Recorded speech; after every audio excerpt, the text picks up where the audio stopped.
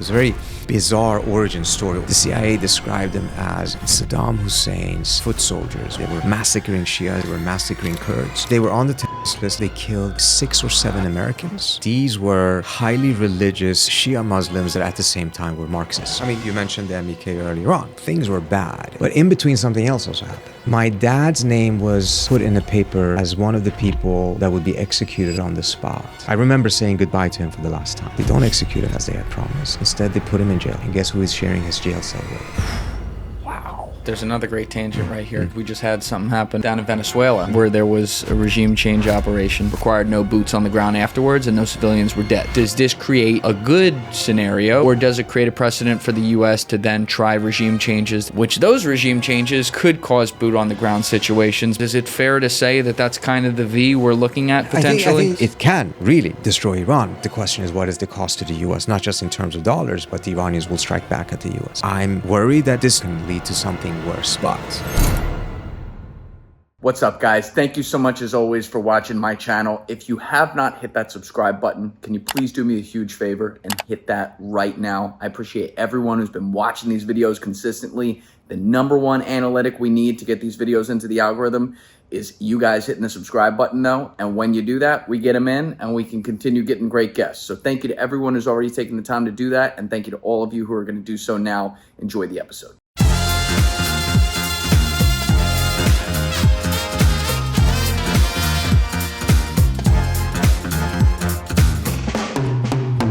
So I had put out on my Instagram a story asking for some ideas on some Iran experts. And there were a bunch of DMs that just said your name, Trita Parsi. Okay. And then I got hit up by our mutual friend, Eric Zuliger. He's like, you gotta talk to my guy, Trita. He's helping me so much right now. So I'm glad we could actually do it. Thanks for getting in here, Trita. Thank you so much for having me. So you're coming from the UN right now? Yeah, I was spending 2 days doing meetings on UN Security Council reform. I'm sorry to hear that. What a mess, man. That place, it just feels like all you ever hear is just like people hitting their head against the wall when they leave there. You know, I mean, look, it is a crucial institution. We won't understand how important it is until we lose it, and hopefully we won't lose it. But it has just become next to impossible to get anything done. So reform and significant changes are going to be absolutely necessary. But it's important not to abandon it, because I think people get so tired thinking, okay, you know what, just do something else. Reality, anything we would create from scratch would end up being worse. I think you're right about that. I fully understand why people out there are like, abolish the UN and all that. It's a reactionary thought, because it has lost a lot of trust and made a lot of mistakes, especially over the past couple decades in particularly. But to me, it's like we saw what happened when we failed with the League of Nations experiment and what that led to when you don't have something where there's some semblance of making high-level decisions in some sort of transparent way. And I don't want to see that happen. Exactly. And, this having a venue in which peace and security issues at the highest level, in which there's like this standard diplomacy taking place. You don't have to pay this high political cost to get to diplomacy. You actually have it automatically. Right. Is crucial. And 30 years ago, the Secretary General was a much more important figure than he is today. Why do you say that? Because back then, whenever there was a conflict, the automatic first place to go to find a mediator was the Secretary General. He automatically almost had the trust of the key parties. You didn't have to search for a mediator. You didn't have to wait for like some country to find itself in a comfortable political situation to be able to have the bandwidth and the political maneuverability to step up and offer to be a mediator. There was the Secretary General. So Ukraine happened, he would be in there right away. We don't see that any longer. And it's largely, not entirely, but it's largely because of also the great powers. They've kind of pushed the Secretary General out and diminished his role. And now we see the consequences of that. Are you allowed to talk about what we talked about just before camera regarding like one of the ideas you have for reform? Sure. Yeah, you are? Yeah. So specifically, because obviously you guys didn't hear that conversation we were having, but you were explaining to me that it sounds like a really reasonable compromise to me. One of the issues that we always hear about is the fact that 5 countries have a veto vote that can just totally shut something down regardless of what everyone else thinks. And you have an idea to like, I would say, soften that a little bit? And what does that look like? So you have a position by many countries saying there should not be any veto at all, that the veto really is unfair, that it's blocked progress, etc. And, it's an understandable position. Perhaps in an ideal world, there would not be a veto in the first place. But reality, the veto is there. And the veto holding countries are never going to give it up. It's just not going to happen. In fact, most of them would probably prefer to see no reform of it at all because they benefit from having it. But unless we have some reform of the UN, particularly the UN Security Council, which is not just the veto, it's composition and size, it is reflecting the world as it looked in 1945. The world has changed tremendously. Even if it had been formed in 2010, it would have already been outdated given how fast things are changing. But 1945, we might as well have based it on the geopolitical realities of the time around the life of Jesus Christ, frankly. That's how outdated it is. Yes. So you need to change that. But within that, there's got to be something also on the veto in our view. So one of our proposals, and we have a whole package of different proposals that are being quite seriously considered right now in this process of potentially getting some change, is what we call veto plus one, which is that each and every veto that is cast by any of the P5 needs to be accompanied with one other negative vote by any other member. And it doesn't have to be a permanent member. It could be just one of these elected members that comes in there for 2 years. If it is, then it is insulated and it stands. But if it isn't, if it's just that permanent member casting a veto and no one else casting a negative vote, then the matter goes to the General Assembly. And then 2/3 of the General Assembly can vote to overturn the veto, and that causes the original resolution to automatically pass. In the last couple of years, we have examples of 8 vetoes. 6 by the US on Gaza, 2 by Russia on Ukraine. All of them were completely alone. All of them most likely would have been overturned if our reform had been in place. And much of what we talk about right now about the UN is not working, etc., is precisely because of those 8 vetoes. That's why, because those are the 2 major wars going on in the world that, for obvious reasons, and correctly so, are incredibly controversial. Obviously, there's like a ceasefire in Gaza right now, but you know what I mean? It's like, there's got to be, what you're talking about is not, to me, a big ask. And I'll bet it's not really what you want, but you're compromising to at least get something moving, which I can appreciate, instead of like trying to be 0 or 100 and sitting there to get nothing done and nothing changes. Yeah, and look, even though I agree with you, it is a compromise at the end of the day, is still a huge ask because many of the permanent members don't want to see any change whatsoever to the veto. That was my next question, though. How would you get this change to happen if you need them on board, and how does that work? So ultimately, it then comes down to the fact that the situation is getting to a point in which you either have reform or collapse. I don't think that outside of a fear of collapse, the reform actually would take place, right? Because you have to be in a situation in which everyone realizes, okay, we got to change this or we all lose. Some lose more than others. In our view, or in my view personally, the United States and the other permanent members actually have the most to lose, because they're the ones who would lose the very strong privilege of having a veto if there isn't a Security Council, right? So I think we do have an incentive on our end, making sure that the Council stays alive and relevant. And if that then means some give on the veto, that obviously is not as far as abolishing the veto, which frankly a majority of countries probably would have wanted, then I think ultimately when the moment of truth comes, in which is either reform or collapse, I think we'll make the right decision. But we also have to realize up until that point, it's probably not going to happen. But we are getting very close to that moment in which either there is some form of reform, or this is either going to collapse or just fade into irrelevance. You're involved in some pretty important.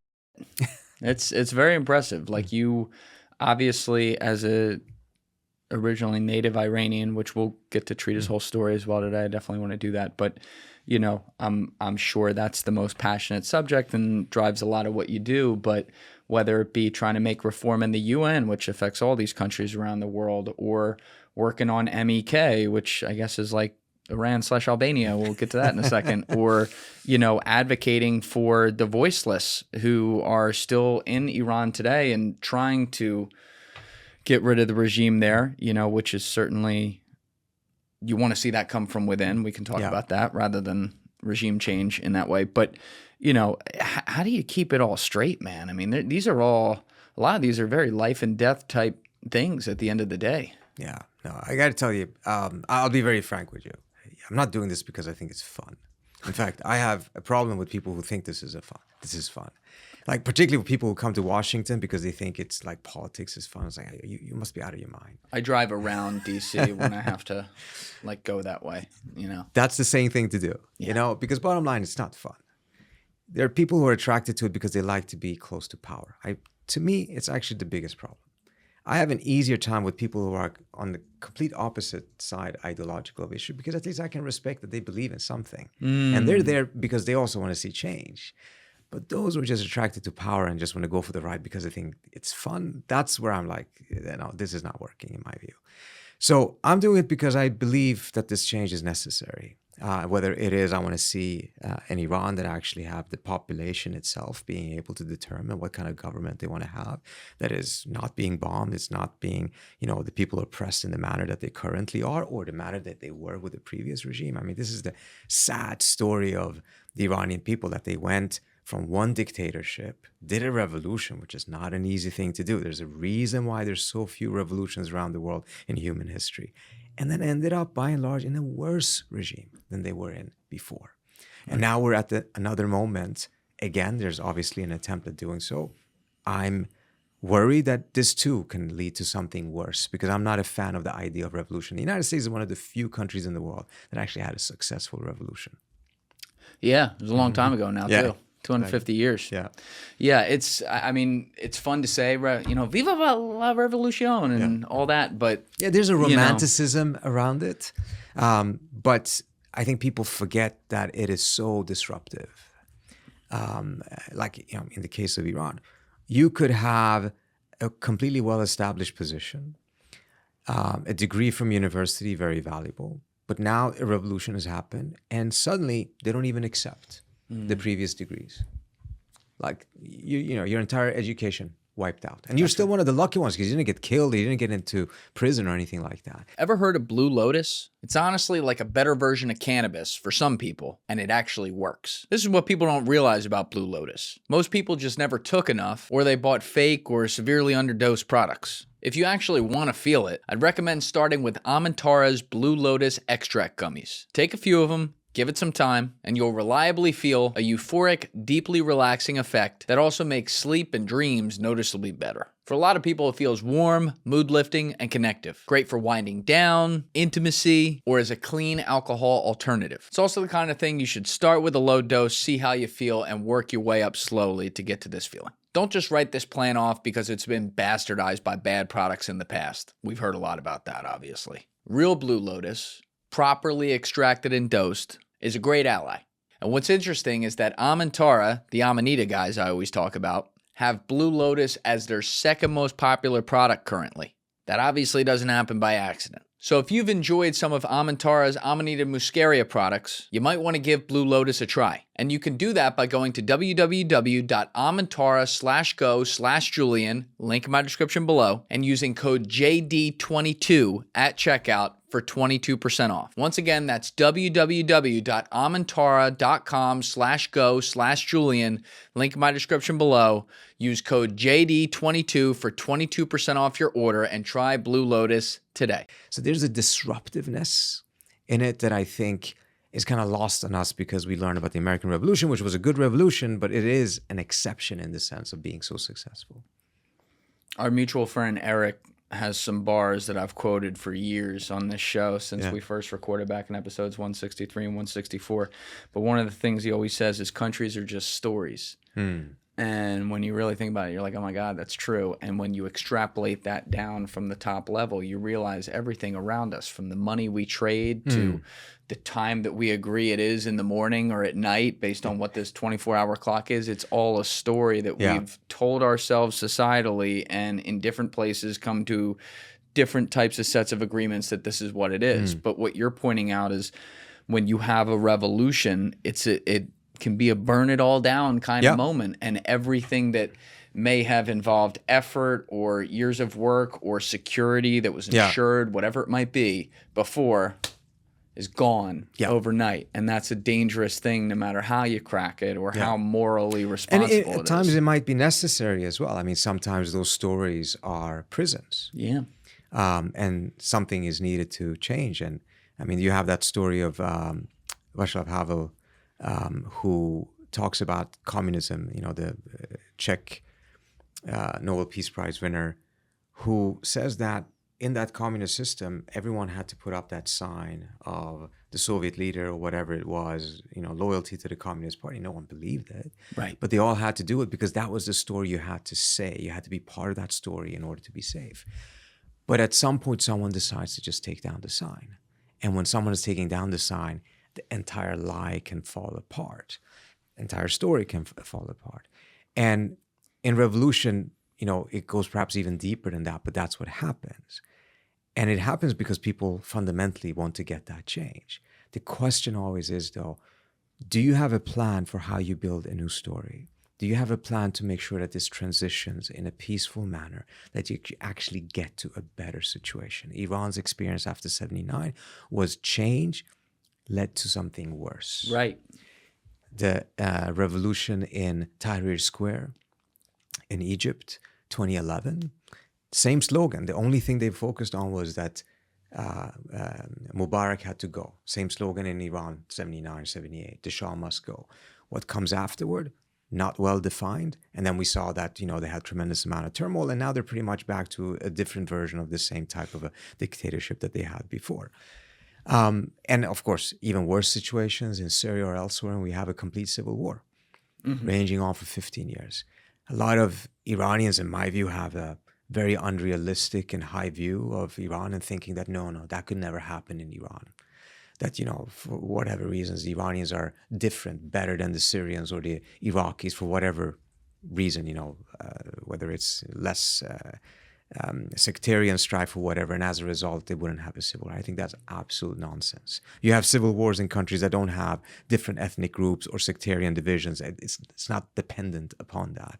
And what I see in Iran right now is all of the ingredients that very much could lead to a civil war if not handled and managed correctly. And again, what the regime is doing right now with the massive killings, these are things that just drive things actually further towards civil war. So when you say civil war specifically there, you are referring to a rise up of the part of the country that wants to get rid of the current regime rather than a civil war that would occur after said regime is already gone? No, or both cases. You could have an effort in which there's a violent uprising, and that can then lead to civil war because, the existing government would fight back. They have monopoly on power, so they would strike back. Could end up being more of an insurgency than a civil war, or a scenario in which the state collapses. There's no centrality of power, and then there is a massive power struggle of who takes over, who establishes order afterwards. And in that scenario, you can also have it. And in Iran actually is a country with a tremendous amount of different minorities. On the border areas, there are also minorities that have a history of seeking independence or secessionists. Like who?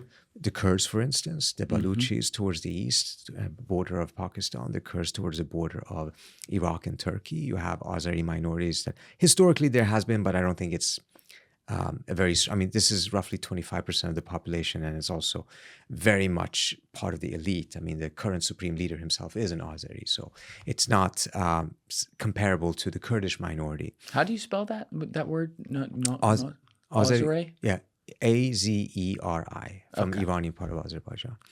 So that risk is there. In fact, in these last days of protest, some of the earliest and most significant clampdown and violence was in the Kurdish areas. One of the Kurdish groups that was deeply involved, which is not part of a democracy movement or so. It's actually a Kurdish group that was trained by the United States in 2014 to fight ISIS. Peshmerga? No, it's a group called PAK. Okay. They were trained by the U.S. in 2014 to fight ISIS. It's not clear whether the U.S. knew at the time that this is actually an Iranian Kurdish group and not an Iraqi Kurdish group. I feel like they probably knew that. Actually, I'm not so sure. No? Yeah. Look, at the time, they may have been part of a larger Iraqi Kurdish setting. If you knew a little bit about the leadership and you knew the names, you would immediately understand that they're actually Iranian, but nevertheless. Look, don't underestimate how little we know and how huge U.S. mistakes in Iraq were. A few of those. Yeah, so. Few or 10 or 20 or 100 for sure. I'm with you there. But sometimes it feels like, not even to put on a tinfoil hat, it feels like there were just so many other almost like sinister motives on the United States part as it related to what they really wanted to do in Iraq after getting there, that, they would be willing to make quote unquote unholy alliances or things like that. No? Certainly. I mean, you mentioned the MEK earlier on. MEK is an organization that was founded in Iran in 1963. It was a very bizarre origin story or bizarre creation in the sense that these were highly religious Shia Muslims that at the same time were Marxist. So they became actually a rather popular group in Iran during the 60s and 70s because they were the most radical. They fought the Shah. They were the ones who started to use violence against the Shah's regime. And the Shah's regime was very, very unpopular. Would they do like political assassinations? They did. They tried to assassinate the Shah. They killed, I believe, 6 or 7 Americans in the 1970s because the U.S., of course, was behind the Shah. So they became a target of this group. Then later on, they were part of the revolution. They were in an alliance with Ayatollah Khomeini, but it was an uneasy alliance. And as soon as the revolution was completed in the sense that the Shah was out, infighting between them started. It was a very violent struggle between the MEK and what is now the actual regime. And they fled to Iraq. And Saddam Hussein had invaded Iran. So they ended up siding with the country that was invading the country. That was okay, even though Saddam was a Sunni? He accepted them? So these different things are not that important, to be frank with you. I think from a U.S. standpoint, because of how we messed up Iraq, we've kind of overstudied, the sectarian element. And the sectarian element, I'm not saying that it's irrelevant, but it became much more relevant later on than it was back then. The fact that they were an Iranian group was much more of a problem for Saddam, but he needed that Iranian group against the Iranian government at the time. But this also meant that the MEK then started to dramatically lose credibility and support. Because, imagine an American that would have fought with Al-Qaeda on 9/11. It's seen as completely treacherous. And they landed on the US's terrorist list because of the terrorist activities they had engaged in, particularly for Saddam Hussein. They were massacring Shias in the south. They were massacring Kurds. The CIA described them as Saddam Hussein's essentially enforcers and foot soldiers when it came to clamping down on the Kurds and the Shias in the north and the south of the country. But then when the U.S. invaded Iraq, despite the fact that they were on the U.S.'s terrorist list, the U.S. started using the MEK for keeping control in certain parts of Iraq because the U.S. didn't have enough troops, because Donald Rumsfeld was adamant about making sure that it wasn't too big of an occupation, that he could do this with a much more limited number of troops. And then he ended up actually using some of them. How big was their... Let's even start like when they first allied with Saddam post-revolution. How big of an organization were they? Are we talking 1 million people or? I don't know what the size of the actual membership was, but this was a major group. This was one of the major groups that did the revolution. And they were not insignificant in any way, shape, or form, but they always had an element of cultishness. Cultishness, in the sense that they were a cult, that, they were completely undemocratic and that they weren't the type of freedoms inside the organization itself. They had elements of that. By the time of the 1980s, the more they became unpopular in Iran, the more the leadership needed to turn the organization into a cult in order to retain the membership. Because otherwise they would lose all of these people. So they did all of these crazy things. Forced divorce. No one was allowed to actually have a wife or a husband. They were all supposed to just have their love only for the leader. Okay? They took children from MEK families and placed them with other MEK families. This then ensured that MEK members could not defect, because if they defected, they would lose access to their own children. Oh my God. This is all documented. It was happening in Europe because there were a lot of Iranian diaspora there. Of course, many of them supported the MK, and many of them stuck in that type of a scenario. And this was documented by Save the Children in some European countries, etc. So, you had this really sad thing that the more they kind of lost credibility and the more it was obvious for people who wanted to leave the organization, the more the organization turned into a cult in order to prevent them from being able to leave. It's always crazy to me in all the cults that I've looked at or talked with people who were former members or whatever over the years, that of course they almost always exist within some society with a standard of laws, and then they just kind of hide away their people from all those laws and create their own set of laws and say nothing to see here. Yeah.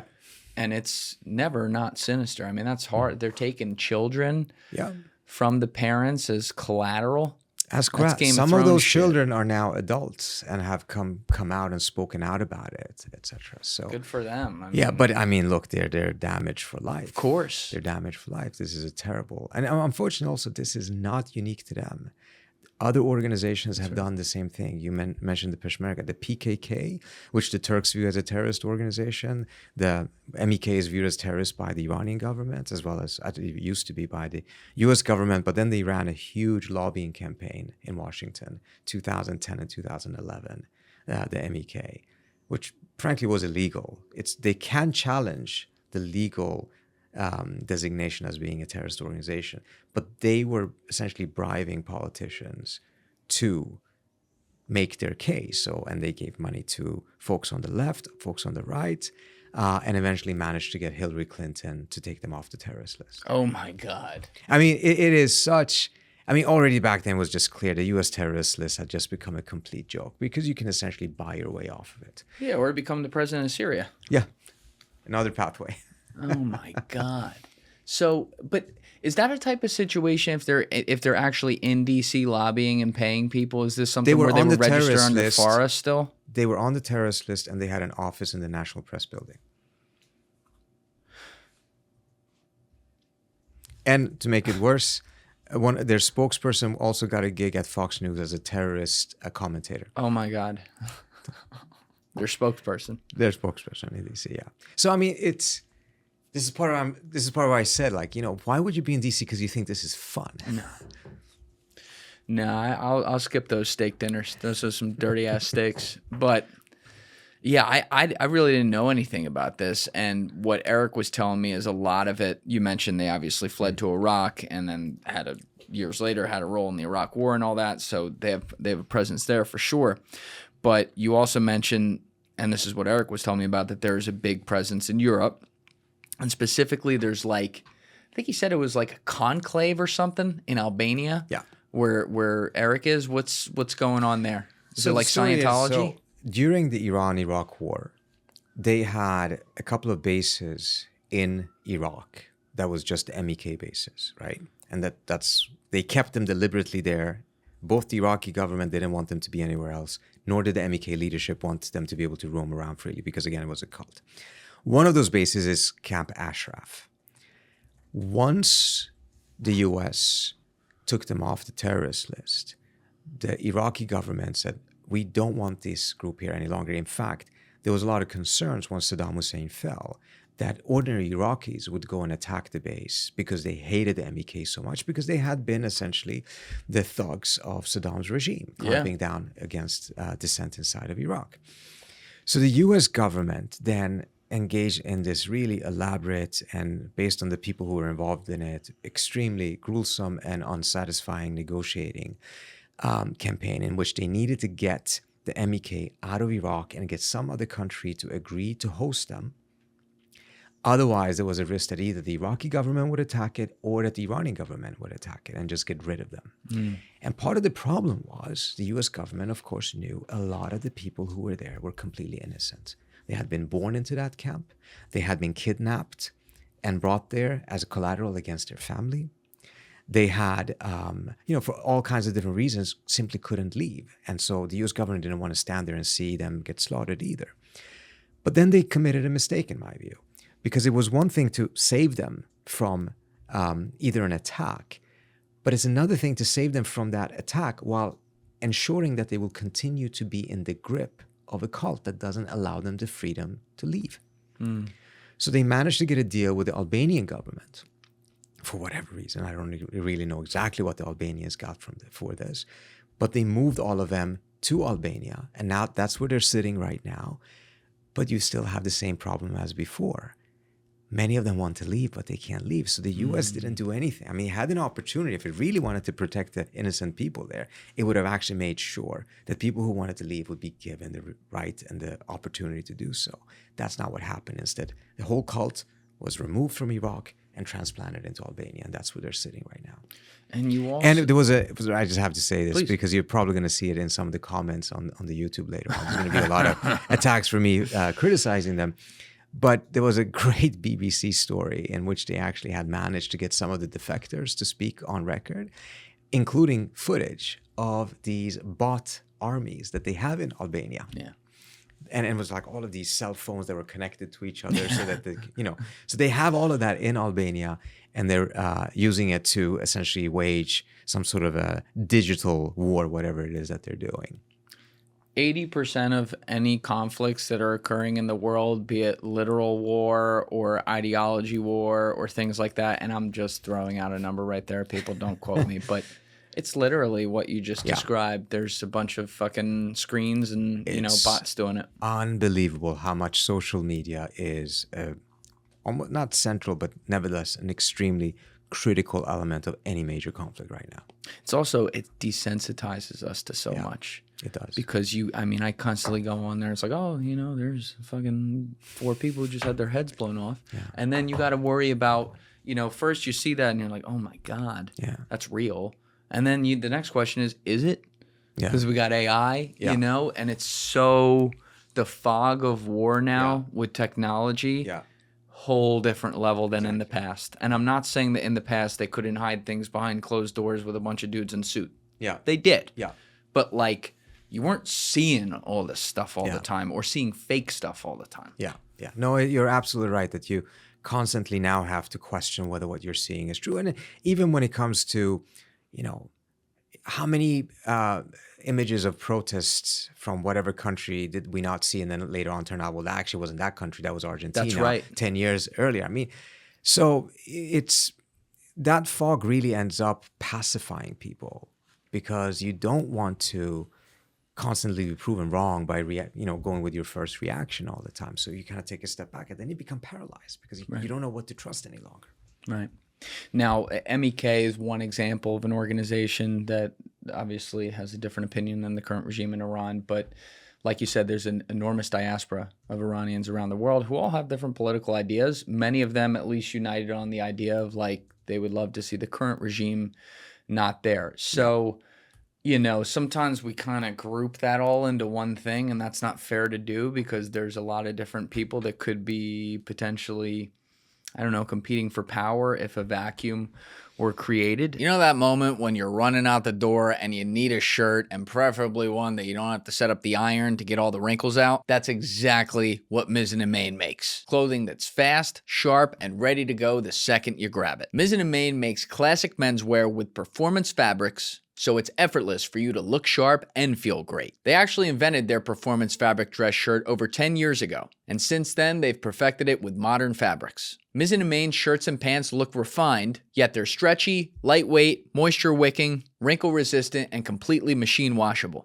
No ironing or dry cleaning. When you put their clothes on, you'll feel the difference instantly. It's a professional style that's actually comfortable, whether you're in the office, on the road, or even on the golf course. And I also love that Mizzen & Main is a veteran-led organization. I got a lot of friends who are veterans. We've had a bunch that we've been privileged to have on the show. So when organizations are founded by guys like that, I always like supporting it. And if you're a veteran, Mizzen & Main offers a year-round military discount, while also proudly giving back to veteran organizations. Their clothes are timeless style that you can invest in once and enjoy for years. That's why thousands of guys swear by Mizzen & Main when they want to look great without the hassle. Right now, Mizzen & Main is offering our listeners 20% off your first purchase at mizzenandmain.com. That link is in my description below, where you can use promo code Julian20 at checkout. That's Mizzen, spelled M-I-Z-Z-E-N, and Main, M-A-I-N.com, promo code Julian20 for 20% off. Mizzenandmain.com, promo code Julian20, link in description. And if you'd like to buy them in person, you can find Mizzen and Main stores in select states, but please use the link and support the show down there. That's the best way to do it. That said, you know, we do have in this current country right now in the United States, we've had the exiled former royal family of the Shah living here since 1979. Obviously, Reza Pahlavi is someone who's been in discussions as like if something happened, he would suddenly move back to the country and take over. What I think would be really helpful for people, though, Trita, just to start this off before we get to your personal side with this, as I was talking with Eric about some of that, and you have some very personal things going on both sides of this conflict. But, you know, for people who don't understand where this started, which is frankly 25 years before the revolution happened in 1979, what, you know, whether you're going to go through the whole Kermit Roosevelt thing or whatever happened there, like how did the Shah come into power? And the Shah's, I guess the Shah's father, and then later the son was deposed. Like, how did that happen, and what politically did that look like in the country of Iran? Yeah. So the former Shah, his father, Reza Pahlavi, he was a soldier that essentially did a coup and got rid of the previous dynasty, that was the Qajar dynasty, and established the Pahlavi dynasty. He was quite brutal, but he's also been credited for keeping the country together, setting a stage for a significant modernization that took place back during his era. But he also was very, very on the wrong side of the Russians and the Brits for a variety of reasons. You know, the Brits had not colonized Iran. It was never a colony. It was almost as if it wasn't worth colonizing, but they were absolutely extracting resources from Iran in a significant way. And Iran and Russia has had so many different wars. Iran has lost a lot of territory to the Russian republics in Central Asia. So he had German sympathies during the Second World War. Oh, yeah, but it wasn't because I don't think there's clear evidence that he had some sort of affinity with Nazism or anything like that. It was mainly that was a European country that had not tried to colonize Iran. You know, so the Russians and the Brits occupy Iran during the Second World War. The pose of Reza Pahlavi, he goes into, I think they send him off to South Africa, and they install his son, who at the time was no more than 21, I think, Mohammad Reza Pahlavi, who becomes a Shah, a very young guy, continues to rule. At the time, there also, 1906, there had been a revolution, a constitutional revolution in Iran, and Iran had sought to establish a constitution. Within that, there was a parliament. The parliament elected a prime minister. There was a division of duty between the Shah and the prime minister. It was very much of an imperfect system, but it was an embryonic democracy. okay. But the Iranians wanted something that the Brits thought was absolutely unacceptable, which was this guy, the prime minister, Mossad, who actually himself was part of the previous dynasty, the Qajar family, an aristocratic family. They wanted to make sure that Iran would keep 50% of the oil revenue of its own oil, because at the time, 100% of what the Brits were pumping out of Iranian oil wells went to the British coffins. Oh, 100% was going on. The Iranians did not keep a dime. Wow. The Iranians wanted 50%. The Brits, I think, did not want to offer more than 5 to 10%. So the Brits tried several different ways of getting rid of Mossad and tried to convince the United States. Not successful until they figured out what's the winning card within the context of the Cold War, which is they couldn't point to any evidence that Mossad was a communist. So instead, the argument was he might become a communist. And eventually, the United States, under the John Foster Dulles, goes along with it. The U.S. does a coup that apparently costs no more than $10,000. They get rid of Mossad and install the Shah as the only ruler of the country. $10,000? $10,000. That's a good bang for your buck coup. I mean, even $10,000 of that time is still a small amount of money when it comes to doing a coup. And but this is the moment in which the United States kind of loses its innocence in Iran.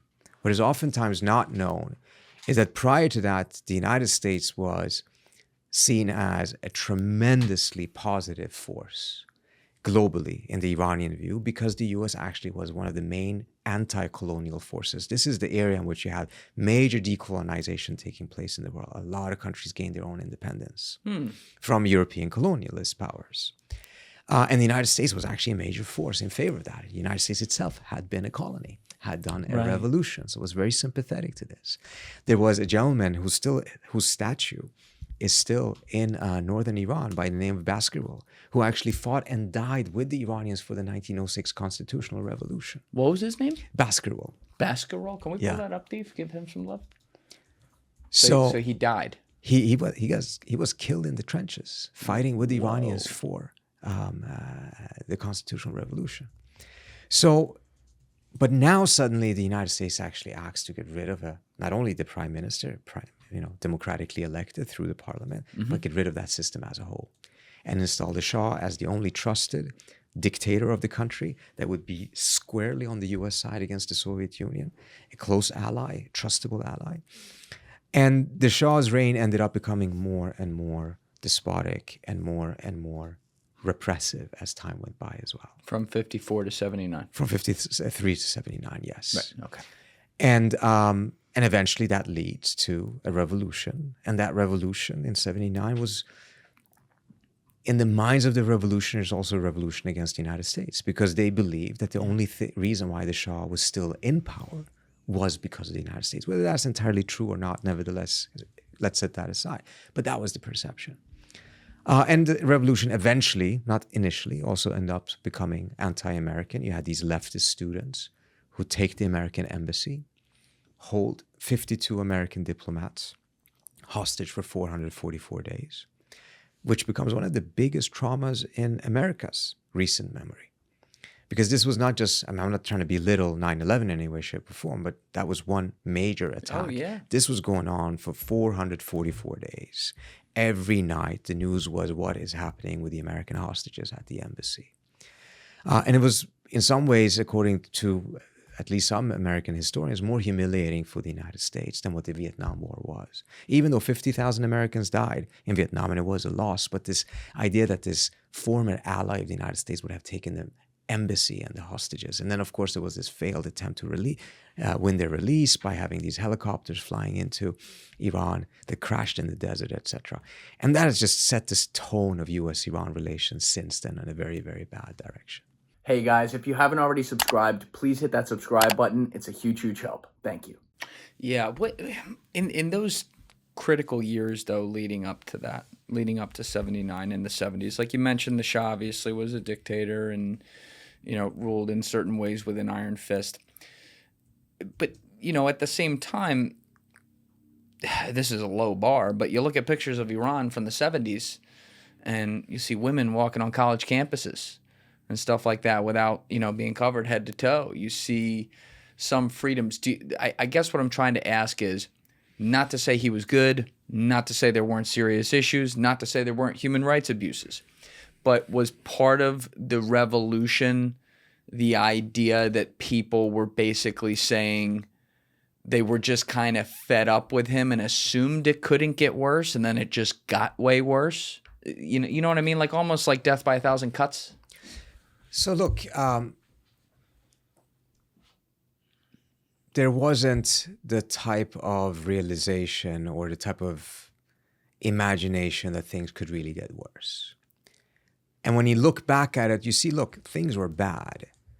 It was a very repressive regime, thousands of people in jails being tortured, etc. And it was politically very repressive, socially extremely liberal. So you point to the fact that, women could dress more or less how they wanted, etc. And it looks very modern, right? Sure. But politically was very repressive. So the Shah's model was closer to that of East Germany, in which like 1 out of 5 in every town or every city was actually an informant to this secret service. And people couldn't trust each other. So it was suffocating in that way, but not suffocating in the social way. After the revolution, you have a much more suffocating social reality, with the enforced hijab, etc., which of course in the protest in 2022, it was very much centered on getting rid of that. But then politically, it's also repressive, suffocating, but different. You don't have the same type of, 1/5 are informants or anything like that. There's actually a degree of freedom which people can criticize as long as they don't cross certain lines. So, for instance, if you criticize the supreme leaders, then that's the line. You don't do that. But it's a very, very false political freedom, because if you were to organize against the regime, then there's no freedom there whatsoever. But there's like this pressure valve in which, you can express certain things, etc. Perhaps nothing huge will happen to you. But if you actually start organizing your friends to actually do something, then it's a completely different story. So these are different models for repression. They're both repressive. We can have debates which one is worse than the other. To me, that's not interesting. Bottom line is, you went from a repressive system that looked in a certain way to a different repressive system that looked in a different way. There are certain elements of democracy that has become stronger, but not in a impactful way. They actually have elections. They have municipal elections. They have parliamentary elections. They have presidential. Real? Well, the local ones are real. The parliamentary elections used to be real. And the presidential elections at this point are more or less not a joke, but they're certainly not that real, because you have this other very, very undemocratic element, which is called the Guardian Council. 12 jurists whose task is to vet candidates and make sure that they all fit whatever kind of mold for them to be permitted to run. So you had like 1,000 people declare their candidacy for the presidential election, but only 7 are approved. But increasingly, this vetting body, extremely undemocratic, has become even more undemocratic. In the past, they had to justify if someone is rejected, and it was an appeals process or something. It was pressures that could be put on. That's not even the case. You have sitting members of parliament who can't run again because now suddenly they've been deemed to be unfit without any motivation whatsoever. So instead of seeing the political space in the last 20 years actually expand, there's been a massive contraction. And this is part of the reason why you have more and more protests. Previously, there was an attempt to try to open up the space through reform. It failed. We can go into why it failed. But now it is much more restrictive than it was just 20 years ago. Can we take that tangent real quick? Why those reform efforts failed? It's not a small tangent. It's a big one. We got all day, man. I think it's very, very important because, and I have a piece in Foreign Policy that was just published today about this, looking at the fact that now you suddenly have elements inside of Iran asking for the U.S. to take military intervention to save them, right? Just 12 months ago, this would have been treason for anyone to say, yes, come bomb my country. And it's not now? It is still for a lot of people, but this is a growing group. It's impossible to say, are they just the loudest minority? Is it a plural? I don't think it's a majority, but it is clearly much larger than what was before. And the question is why? How could such a dramatic change happen? The obvious first answer is the repression of the regime that has just become worse and worse. And what we're talking about here, several thousand people being killed between January 8th and 10th, that's just never happened before. As bad as this regime has been, it's never been killing at that level before. Really? Never. This is unprecedented. And it's just shocked the entire nation. So obviously, that type of repression yields a counter-reaction, undoubtedly. But you also have this scenario in which there is a belief or a perception that there are no other pathways at this point because all previous pathways have been tried and they failed. Up until 2017 or so, it was the reform project. Try to change it through elections and getting less and less bad people elected who would slowly but surely open it up. That failed. Several reasons why. I would point to one that is very crucial. The reform project knew that without improving the economic situation, you would not be able to have a middle class that would grow. And the middle class becoming more powerful is very crucial because it's the backbone of a democratization process. You need to have a powerful middle class that can exert that type of a pressure on the state. Yeah. To do that, you need to have a functioning economy. To have a functioning economy, you need to have a deal with the US that lifts economic sanctions. Yeah. Those sanctions, yes, the government's own mismanagement, corruption, all of these things, huge factors. But even with all of that, you would not have an economy as bad as it is right now. Even with this incompetent government, you would have a middle class that would have grown 17% absent these sanctions. Instead, the middle class has essentially been cut down 1/3. 1/3 of Iran's middle class has gone into poverty in the last 10 years as a direct result of Donald Trump's maximum pressure sanctions that have really been suffocating the economy. So you had a deal between the US and Iran and P5 on the nuclear issue, struck by the Obama administration. For those 2 years, the Iranian economy grew between 6 and 7%. But it only lasted 2 years because once Trump came in, he pulled out of the deal. Not only reimposed sanctions, imposed way tougher sanctions than the US ever had imposed before. Crashed the Iranian economy, crashed the currency, pushed 1/3 of Iran's middle class into poverty. So reform failed for many different reasons, including the calculations of the Iranian government. I mean, the Iranian hardliners were never going to voluntarily accept reform. It was all about strengthening the middle class so that they can exert pressure, so that the hardliners would have no choice but to have to acquiesce to those reforms. But that failed. Once that failed, in 2022, when you had protests, people were not asking for reform. They asked for regime change. And the pathway was no longer reform. The pathway was revolution. Right. Okay, there's a lot on the bone here. Let's start with that nuclear deal.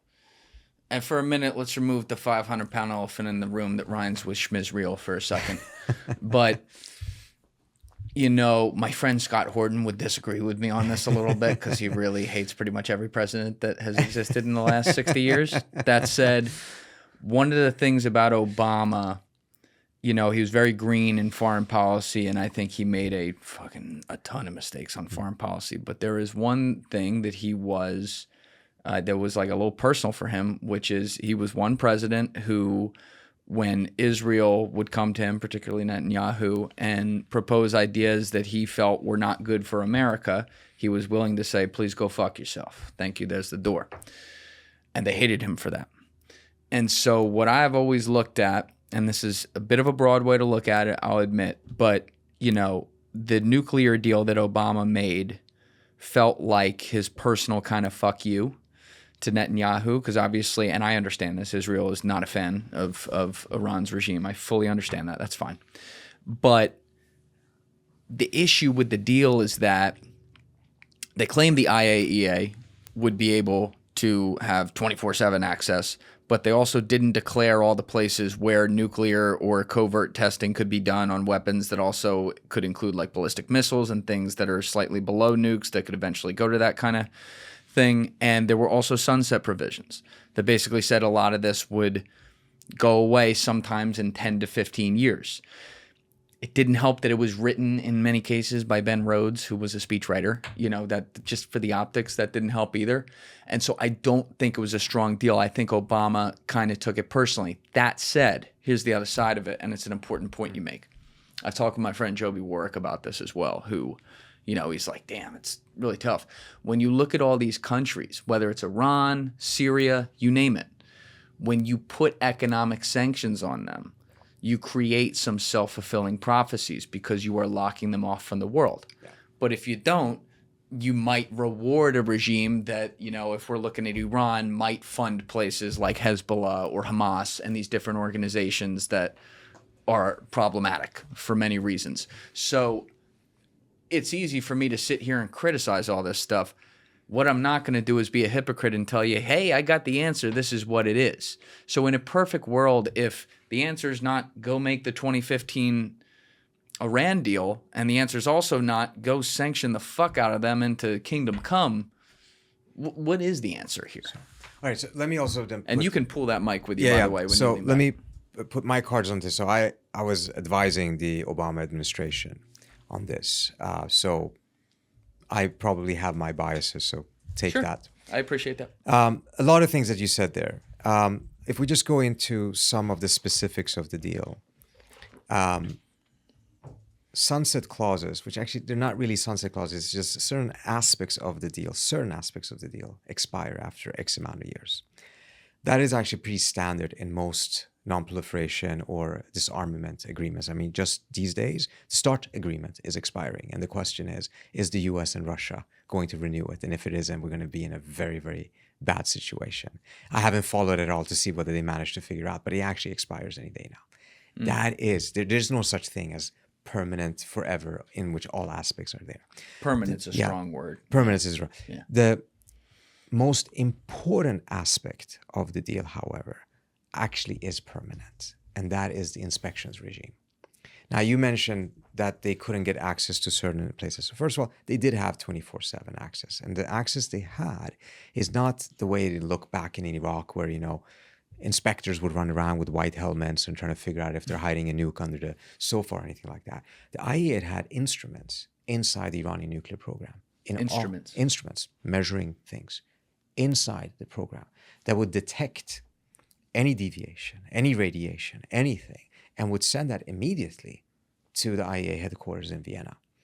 Way superior than to just having people running around and looking for WMDs under, or even running around trying to measure things. The measuring things are actually in the place, and it's in all 4 aspects of the program, from beginning of uranium mines all the way down to the final facilities. So that aspect is super strong. There are elements of it that expire, and there was a big fight about that. The position that ultimately prevailed, and the thing was, the position was never that, this has to be permanent. The US wanted certain things to be 25 years or even 40 years. The Iranians wanted to be 5 years, and obviously they ended up with on some sort of a compromise. The idea that it would expire at some point, however, was not really in dispute, because the US and Iran agreed that this whole negotiation would take place within the legal framework of the Non-Proliferation Treaty. So the US is not coming there and saying, you cannot have a nuclear weapon or enrichment above 3.67% because we say so. US comes and says that you have signed the Non-Proliferation Treaty. You are bound to not build a nuclear weapon. You have violated certain aspects of this. And as a result, you have lost the trust of the international community. And as a result, there needs to be measures, punishments, etc., to make sure that you don't build a nuclear weapon. But that needs to be coupled with a process in which you rebuild the trust. And at the end of that tunnel, you then become, once you've earned the trust, re-earned the trust, you become a normal state. To say that, no, this is a deal in which you permanently will be a normal state, it was just not in the cards, right? You couldn't, perhaps if you had a war and defeated them completely in battle, something like that could be imposed, but this is a negotiation. And they had not built a nuclear weapon. They had done things that were illegal. They had experimented. What were those things? Well, they had certain aspects of triggers for a nuclear weapon. They had enriched uranium at higher levels than they were supposed to.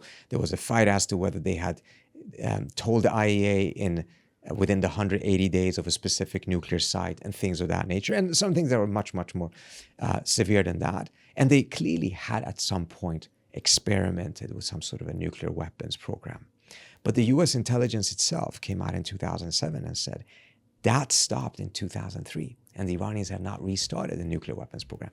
And Tulsi Gabbard, Trump's DNI, said exactly a year ago the same thing, that the US intelligence assessment, which was the same as the European intelligence assessment, was that they had not restarted an actual nuclear weapons program. Oh, Gabbard said that. Gabbard said that in February of last year. Yeah. You know what, Thief, maybe to help out here, just because it's also been a while, can we just Google, just for basics, 30,000 feet in the air, like outline of the terms of the 2015 nuclear deal, just so that some of the things you're referring to as well, people can have transparency with that. Yeah. But now, within that, I can still say, look, you can make a position that, perhaps it should have been 25 years, or when it comes to the sites, there is a mechanism there that was put in place, which is that if there any suspicion emerges that there is another secret site that they're using and that they haven't given IAEA access to, there was a voting structure that was set in place that would ensure that as long as the US and Europe are on the same side, the Iranians would be forced to accept IAEA inspections in those sites. okay. Now, that was tried by the Trump administration during the first term. It was. But the Europeans were not on board because the intelligence was not there.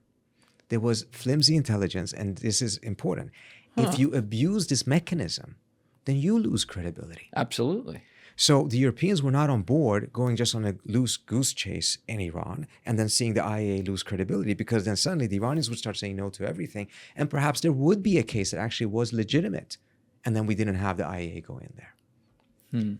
So there were these mechanisms, but reality is that those who were dead set against the deal, such as the Israeli prime minister, they were dead set against any deal. That's what I'm saying. The problem was they didn't want the deal. They wanted the United States to take on Iran militarily, change the balance in the region in favor of Israel, and that necessitated sanctions and no agreement, regardless of what the details of those agreements were. That can't be argued with. You're right about that. Yeah. And I don't think Obama did it to screw over Netanyahu.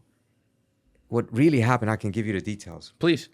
In January 2012, the U.S. assessment of Iran's what is called breakout time is the amount of time it would take for the Iranians to enrich enough uranium to have for one bomb.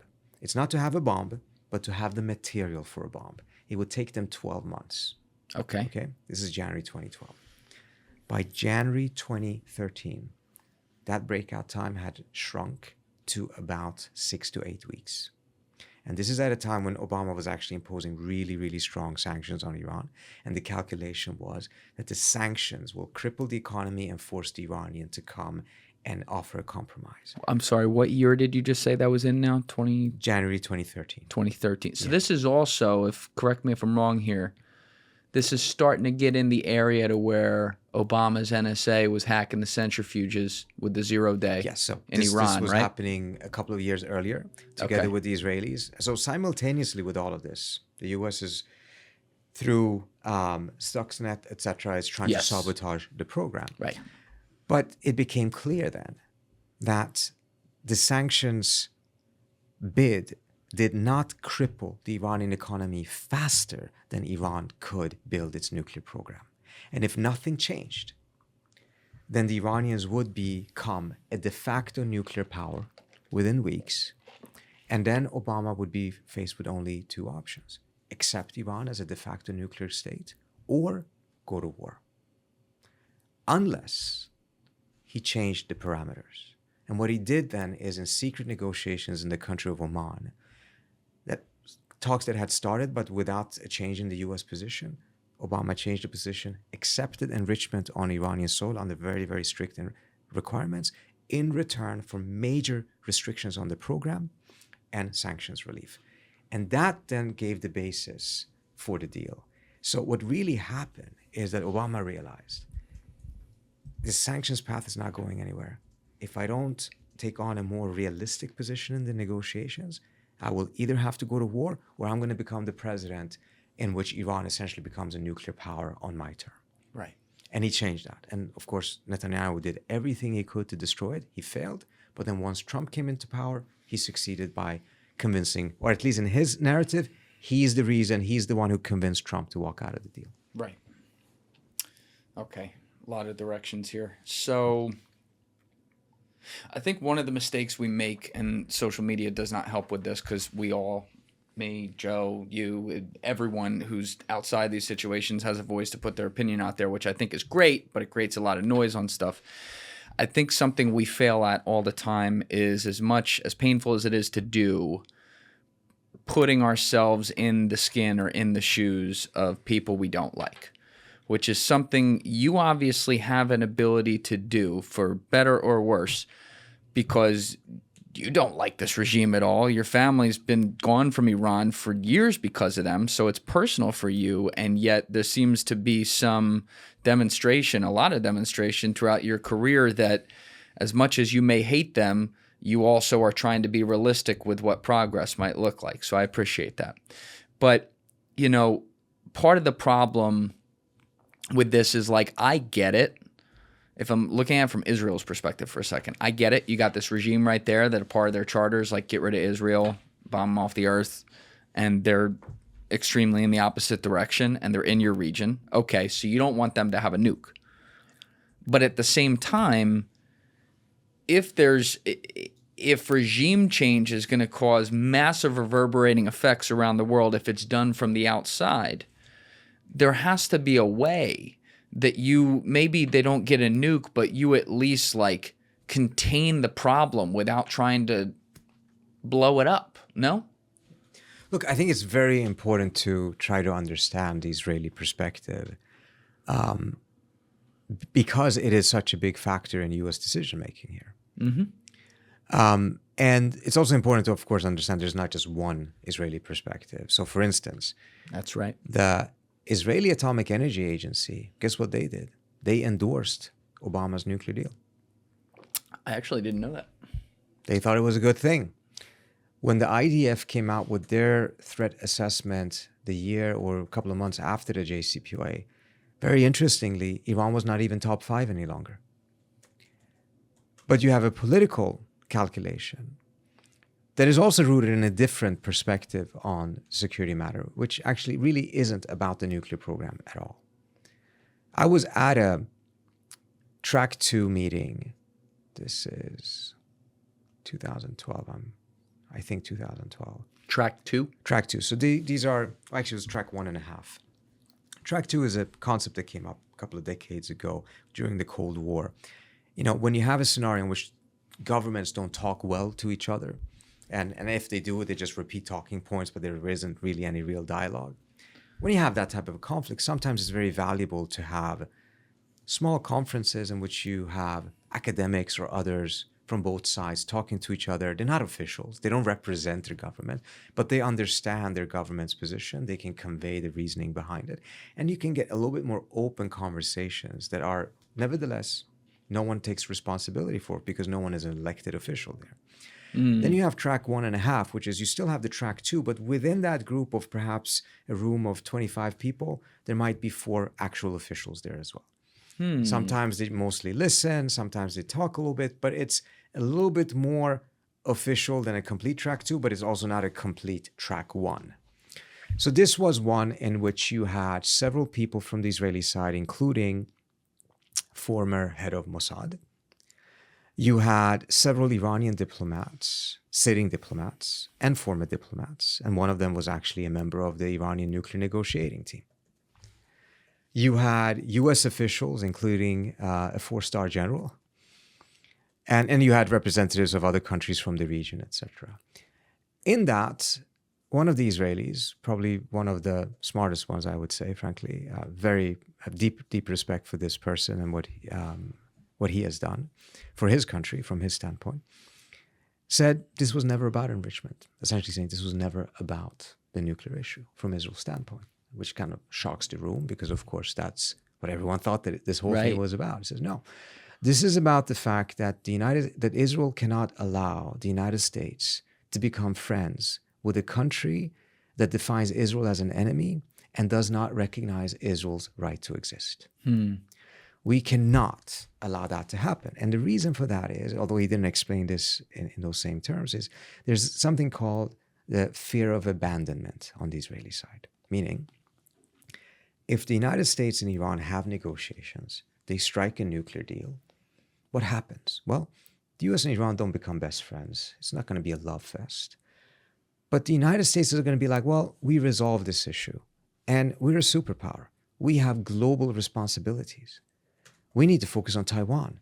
We need to focus on X, Y, and Z in another planet. We cannot have 80% of our attention be given to Iran, particularly now when we have resolved this issue. So the Israelis then calculate that the United States will more or less leave the region, and Israel will then be stuck in the region, still facing an Iran that in their view will not have changed its attitude towards Israel, but now without having the US superpower on the Israeli side automatically to support them. So it wasn't, as he explained it, the nuclear issue per se. It's just that the nuclear issue is how you get US's attention, because it then feeds in to non-proliferation, which is a very critical American interest. Had it not been for that, it would be something else. In fact, when Benjamin Netanyahu came to the White House on December 29th last year, meaning a month and a half ago, what was his key message? His key message was that the United States needs to take military action against Iran not to destroy the nuclear program, because Trump claims that he already had destroyed it, but to take out Iran's missiles. So now we have a situation in which the US has already bombed the nuclear program, but now the goalposts are shifting. Goalpost move. Because now you have to take out the missile program. And then, I don't know, perhaps kitchen knives need to be taken out as well. It's not about, I'm not saying that the nuclear program is unimportant in any way, shape, or form. I'm just saying ultimately what this comes down to is the balance in the region. Yes. And that Iran was a growing power, a strong power, challenged Israel, reduced Israel's maneuverability in the region. The Israelis themselves cannot entirely shift that balance. In fact, they tried in 2000 and last year. The narrative here oftentimes is that, oh, that was a success. It wasn't. We can go into the details of it. Please. Yeah, the Israelis took huge hits. I mean, the Israeli, okay, many tangents here, but I love this. That's what we do. Very few places you can just talk for 3 hours. The Israelis had 3 objectives with that war. One was to get the US into the war. That was the one that they were successful with. The second was to decapitate the regime within the first 24 to 48 hours, as they had kind of done with Hezbollah in Lebanon with the pager attacks. And they had successes in the sense that they took out about 30 top Iranian generals and scientists, as well as their families and neighbors, incidentally. Very exact strikes, too. Exact strikes, but strikes that probably would never have been allowed by the U.S. or for the U.S. to do itself because of the large number of collateral damage. Because families, neighbors, all of them were killed as well. But within 12 to 18 hours, Iran had replaced all those people and was now starting to shoot 200 missiles at Israel. And Israel has Arrow 1, Arrow 2, Arrow 3, Patriots, David Sling, Iron Dome, and even the American THAAD air defense systems. THAAD? THAAD is one of the most advanced ones. I think we have 8 in total. 2 of them were put in Israel. Wow. Still, the Iranians managed to constantly get through these air defense systems, inflicting significant damage on Israel. The last day, the Iranians only shot 30 missiles. They got 19 of them through. Through all that stuff? Through all that stuff. Whoa. And these interceptors are extremely expensive. The United States consumed 25% of all of its THAAD interceptors in those 12 days for Israel. The United States, in the year before, covered 1/3 of Israel's entire defense budget. Yeah, what kind of cost are we looking at? Oh, we're with talking the about THAAD billions of thing? dollars. We're talking about billions of dollars. Yeah, just the THAAD thing alone. Yes. I mean, in October 2024, when Biden was president and there was an exchange of missiles between Israel and Iran, that 2-day operation cost the U.S. about $1.5 billion.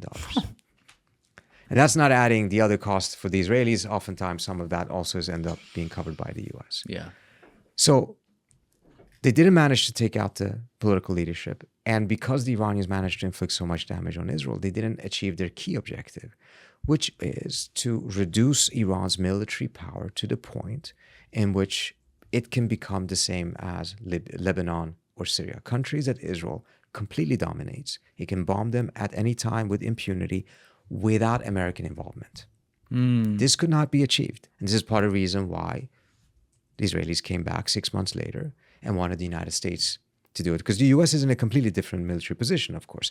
Yes. It can really Yes. destroy Iran. But the question is, what is the cost to the U.S., not just in terms of dollars, but the Iranians will strike back at the U.S. as well. You know what? There's another great tangent right here because we just had something happen a couple days after Netanyahu was hanging with Trump, by the way, down in Venezuela, where there was a regime change operation. And one of the I just want to give you context so you understand like how I'm looking at this, and then I'll let you go off on this. But one of the things that, like always, kind of pissed me off about this is everyone had to have an opinion right away, 100% this way or that way. And to me, if I'm looking at this objectively and removing the characters involved, I don't know that I can have an opinion on this for 1 to 2 years. Right away, just the first 2 strikes on this, one for one team and one for the other, is yes, it's a broken campaign promise for Trump because he went in and did a potential regime change here by extracting Maduro. And it was a brilliant military operation that required no boots on the ground afterwards, and no civilians were dead. So that's score 1 for him, score 1 against. But something like this, all due respect to Venezuela, obviously there's a lot of oil there and they have the biggest reserves in the world. So of course that has something to do with it. But, you know, it's more of a canary in the coal mine situation. What are the reverberating third, fourth, fifth, sixth, and 10th order effects of this over the next 2 years? Does this create, you know, a good scenario where in one direction it's like peace through strength, and other countries that are problematic, be it Iran or whatever, kind of fall into line on certain things because they're like, don't fuck with the U.S.? Or does it create a precedent for the U.S. to then try regime changes that this same administration has said they're not going to do, which those regime changes could cause boot on the ground situations? Because just to use the Iran example, as you know, this is a region filled with over 1 billion Arabs. There's a lot of cultural, religious, and holy war strife in that area as well that is outside the borders of Iran. You don't have that problem in Venezuela. So if you use the precedent to then do that, not only could that create a crazy East versus West type scenario, but you are also now opening the door to vicious and, you know, in some cases maybe fair propaganda from your enemies around the world, which you have to assume is everyone, who are going to say the imperialist U.S. is now here once again with George Bush 3.0 saying, let's go find you, kill you, and take over a new fucking government. And now it's a total failure. Maybe you even have China go, you know what, fuck it, we got to take Taiwan. Look what the U.S. did. Yeah. You know what I mean? So all this could go very good or very bad. Like, I guess the first question is, as far as me looking at those scenarios, is it fair to say that that's kind of the V we're looking at potentially? I think you put your finger on a lot of important things. One, the idea that this can just be replicated anywhere, regardless of the circumstances, is a huge mistake. And I do think that there has been a bit of sugar high because of that success, and a belief then, okay, well, we could do it in Venezuela, and they told me I could, and I did, and it worked out really well. So, you know, whatever they're telling me that I can't do in Iran, I can probably try to do that. Right. In fact, about 2 weeks ago, now 2.5 weeks ago, Trump was on the verge of attacking Iran. Oh, he was? Last minute, he called it off. I don't know this for certain, but my understanding is that he actually tried to get the Iranians to agree to essentially an orchestrated exchange, meaning the U.S. would hit a lot of important places. And he would say that he's enforced his red line when he said that the Iranians cannot kill protesters. And the Iranians would respond symbolically by attacking an empty American base. This is what happened in the summer. Yeah, the Iranians Qatar. Exactly. And the Iranians said no. He said, if you attack, we attack. And this then caused Trump to back off and then get the entire armada to come there. We have now more assets in the Persian Gulf and in the Indian Ocean that we've had, I think, for 30 years. So he didn't back off and says, okay, look, I'm not going to do this. He backed off and said, give me 2 weeks. I'm going to put the entire U.S. Navy on your doorstep, and I'm going to retry this. And that's where we are right now. And it's going to be talks tomorrow in Oman, see whether they work or whether this actually goes towards a military confrontation. So it's a Mexican standoff. It is. And the standoff, you know, his calculation seemed to have been that he thought that the Iranians would back off, and they didn't. And they're still not. Whether this is necessary at all is a different question. I don't think it is. I think actually there's a diplomatic solution that can and should be pursued, and we can get into that. But other aspects of what you said, I think is very important. On one level, you have to admit, and you know, give the credit to the administration that they learned a couple of things from Iraq. In Iraq, and of course, some people will be very upset at me saying this because they wanted Trump to put Mossad, the Nobel Peace Prize winner, in place, the Venezuelan opposition. And he didn't. Right. Instead, he went for the number 2 under Maduro. So it's the same regime as before. It's not really a regime change. It's a change within the regime. Right? Soft regime change. Soft, very soft. Yeah. And he didn't want to put Mossad in place because he was worried that it would create instability, and he didn't want to see an Iraq type of a scenario. But keep one thing in mind. Iraq also looked like a success for the first 5.5 months. Yes. It's not until August 2024, when there's that big UN press conference and the insurgents blow it up in the middle of the press conference and the insurgency really spreads, that things start to go down. Up until that point, mission accomplished, all of the type of arrogance of success was there, similar to what we say now. I'm not saying that things are going to go in the same direction. I think they have learned a couple of things there, and they're doing some things differently. But I would still be very cautious of thinking, oh, look, it worked out for the first 2 weeks. Clearly, we're safe. That's, I think, a very charitable interpretation of what has happened. But then to take that attitude and then think, okay, as a result, now we can do this everywhere else. Very dangerous. Yes. And the other thing that you mentioned, Trump, I think, does cherish the idea of being a norm breaker and a norm destroyer. But some norms actually do serve U.S. interest. Because if it is now completely okay to go and extract leaders you don't like, if you have the military capability to do so, then yes, then you may end up seeing the Chinese try to do that in Taiwan or other places. So we're setting precedents that I don't think are helpful. I still don't understand the fundamental strategic necessity of doing what they did, but that's a different story. The strategic necessity of Venezuela? In Venezuela, because as you remember, in the beginning it was all about fentanyl. No one talks about fentanyl today. Oh no, it was. Listen, I'm not saying Venezuela wasn't moving drugs. They were moving 3 baggies in an 8-ball compared to Mexico. It was like that was actually the one thing I appreciated about Trump. You had Hegseth being like, this was about the drugs. And Trump's like, it's about the oil. Yeah, exactly. Of course it's about the fucking oil. You know what I mean? Like they removed that from the indictment in 5 seconds when they got him here. Yeah. I completely agree. Yes.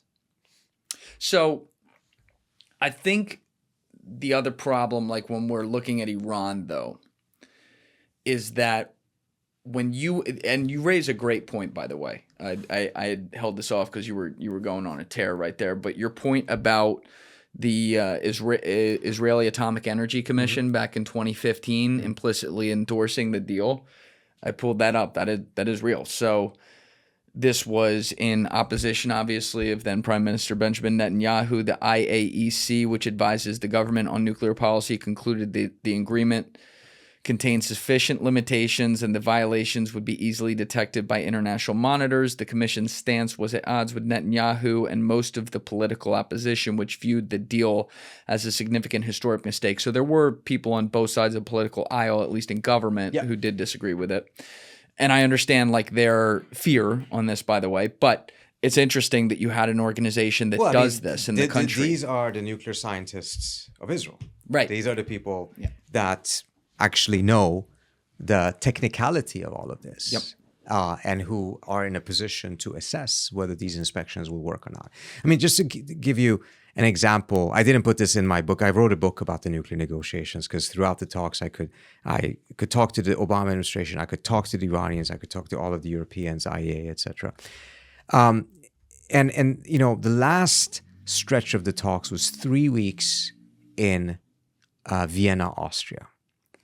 And it was an unbelievably hot summer. And you don't build buildings there to keep your, the apartment or the hotel cool because there's no necessity for that. And it was in the middle of the World Cup as well, the Soccer World Cup. And at times things were moving very slowly. I ended up scoring a lot of really good interviews with the Iranian negotiating team because they had a lot of time on their hand. And at the time, they told me it's because whenever the U.S. receives a new proposal from the Iranians or whatever, they have to take it back to get new instructions, and it takes such a long time. We don't understand why. Well, afterwards, we understood why, because it was revealed, I think, in the New York Times. The United States had built a replica of the entire Iranian nuclear program, of the facilities.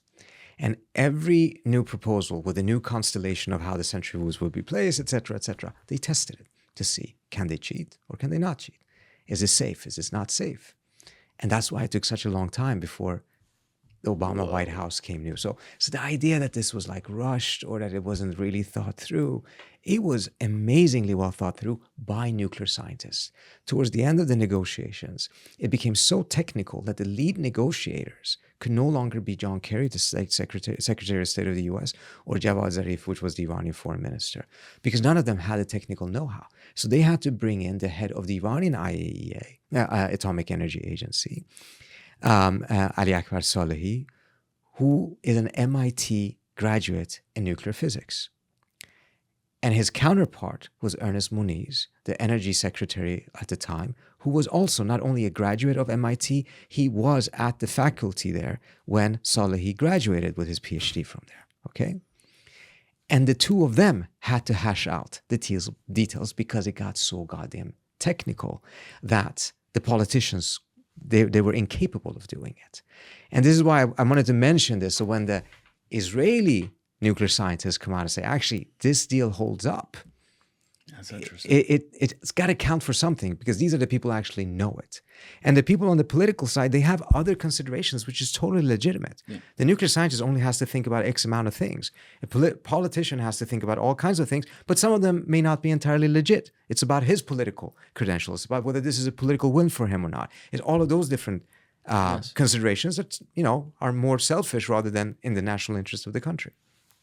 God, you have such a calm way of looking at a lot of crazy moving pieces here, but also in the middle of that, this 3 weeks in Vienna, you mentioned sitting down and scoring interviews with the Iranian negotiators. What's that like for you to be in a room with someone who represents that regime that, tore up your family's life in a lot of ways? And we'll get to that story in a second, but what's that like to sit with that person and be calm? So you have to understand that there's a whole spectrum of people, right? I don't think I've ever been in the room with someone who is a high-ranking IRGC official who's doing that, right? So I want to make that clear so it doesn't sound like, that it wasn't anything. These are the diplomats of this country. And I've dealt extensively, as we talked about. I just spent 2 days at the UN with all of these different diplomats. So they're not necessarily responsible, and their job is to give the nicest face to their country, whatever that country is. That's the job of all diplomats. My attitude in all of this is one in which I want to find solutions to make things better, to stop the killing, prevent a war. I mean, I respect all of these human rights organizations that are going that extra mile to save one guy who should not be on death penalty because of his political opinions. And God bless him for doing that, and I hope we have more of them. At the same time, I do think if we are capable of preventing a war that might have killed 50,000 people, that the human rights of those 50,000 people, the right to life, is also something that is important. Yes. And not just the political rights. All of them are important. And that means you gotta, look, I deal with Israelis, I deal with folks in the US Senate. We may have profound disagreements. Folks that in this specific regime in Iran imprisoned my dad, has imprisoned other family members of mine, etc. You can make the choice of saying, because I don't like you or because I hate you, I'm not going to deal with you. Or you can make the choice of saying, okay, how do we make this better? How do I make sure that my kids or their kids don't have to live through the same stories that I did? My family had to flee Iran, etc., etc. And if you have the ability, the patience, the willingness to do so, I think it's important. I see you have a necklace. On the front page of my book on the deal, that is called Losing an Enemy, Obama, Iran, and the Triumph of Diplomacy. I'm quoting him, Jesus from Matthew, 2:14, whatever. Blessed are the peacemakers, because they will be, they will inherit the kingdom of God or something. My quotation of the Bible is not as precise as they should be, but you guys can look it up. Yeah. But it's a very famous quote, of one of the things. And I see the world today, and I'm like, I just do not understand why there are not more people trying to do this. We're just moving in terrible directions on almost all fronts. I grew up in Sweden. We haven't gone into my personal story. I grew up in Sweden. Sweden back then, it is not now today, unfortunately, but back then was this small country up in the north that punched way above its weight diplomatically, was mediating peace in all different kinds of conflicts, including between Iran and Iraq during the 1980s. Really? Had played a crucial role in the beginning of the establishment of the UN, etc. Sweden did. Sweden, yes. So the former Prime Minister Olof Palme, who was assassinated, and Jan Eliasson, who later on became foreign minister, played key roles in mediating these things. So I grew up in a country in which that was really respected. That was the pride of the foreign policy, of the type of peacemakers they had and the role that they played internationally, which really was the case back then. It isn't now. They've been completely, I mean, first of all, they don't even have the ambition at this point. The Norwegians have taken over that in Scandinavia, but you also have complete new, well, sorry, I shouldn't say new actors, but actors that have risen to unprecedented prominence, which is primarily Turkey, Qatar, and Oman. I mean, the Qataris are mediating about 11 conflicts around the world, several of them for the United States, including Venezuela, by the way. And this is a very tiny country. I think the actual Qatari population is probably no more than 200,000, 300,000, 400,000. How did they get into that position? They got the best coffee? Like, what's the deal?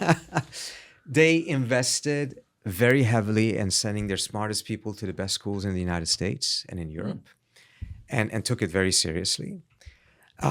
They realized that they are squeezed in the Persian Gulf. They have Saudi Arabia to the south, which is a giant. They have Iran to the north, that is a giant.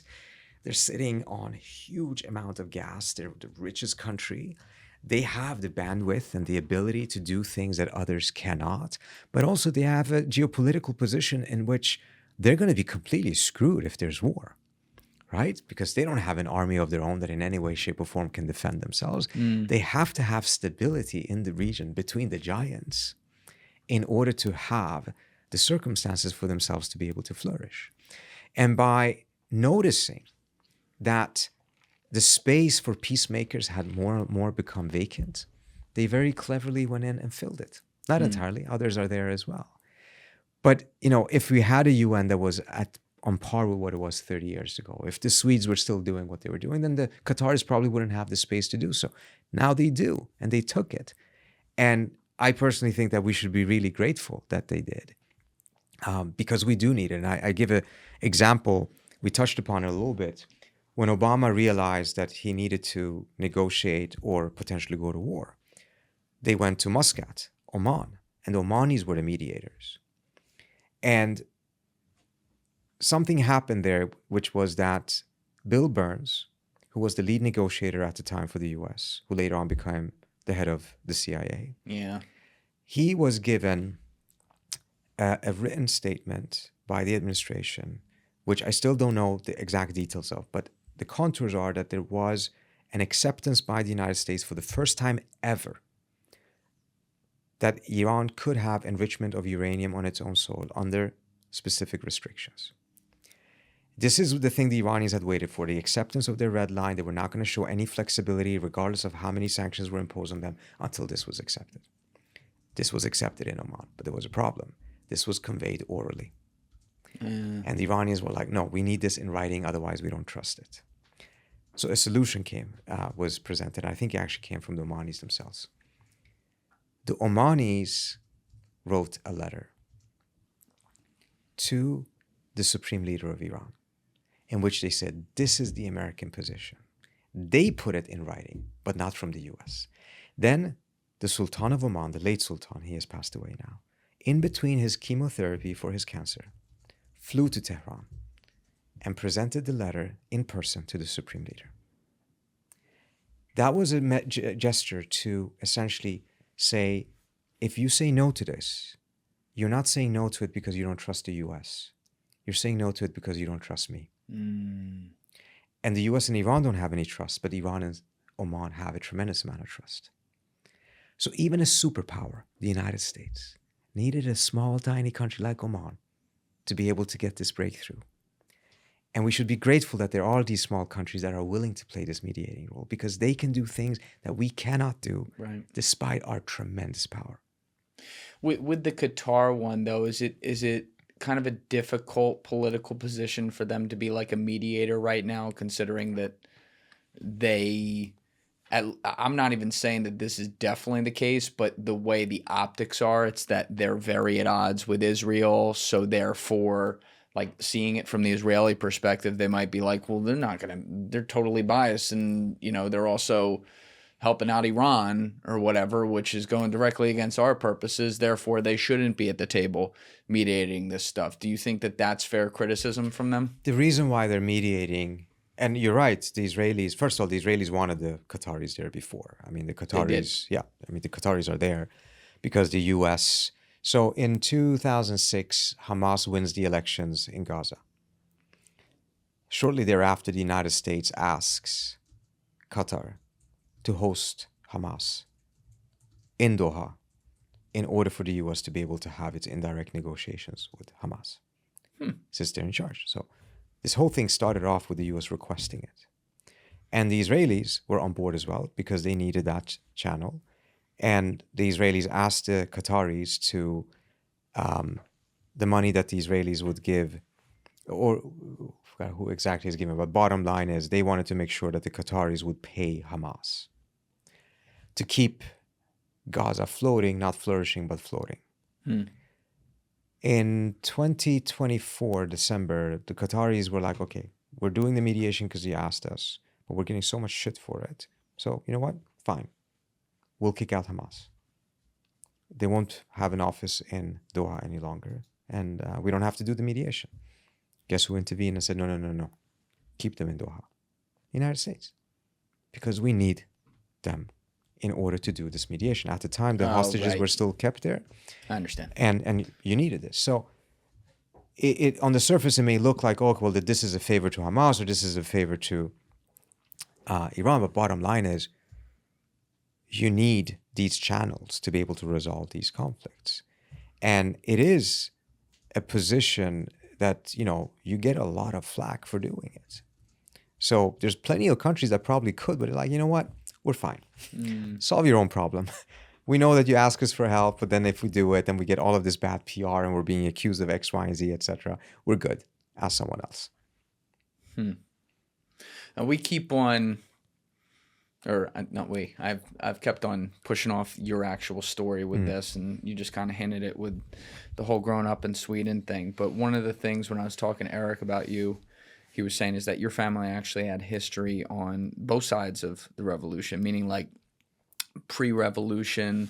I think he was saying your family like had some sort of disagreements with the Shah, and then post-revolution, obviously, like they imprisoned your father, as you mentioned, and I want to get into all that. But like before the revolution, what was the history there with the Shah and his family as it relates to your family? So my uncle was a governor.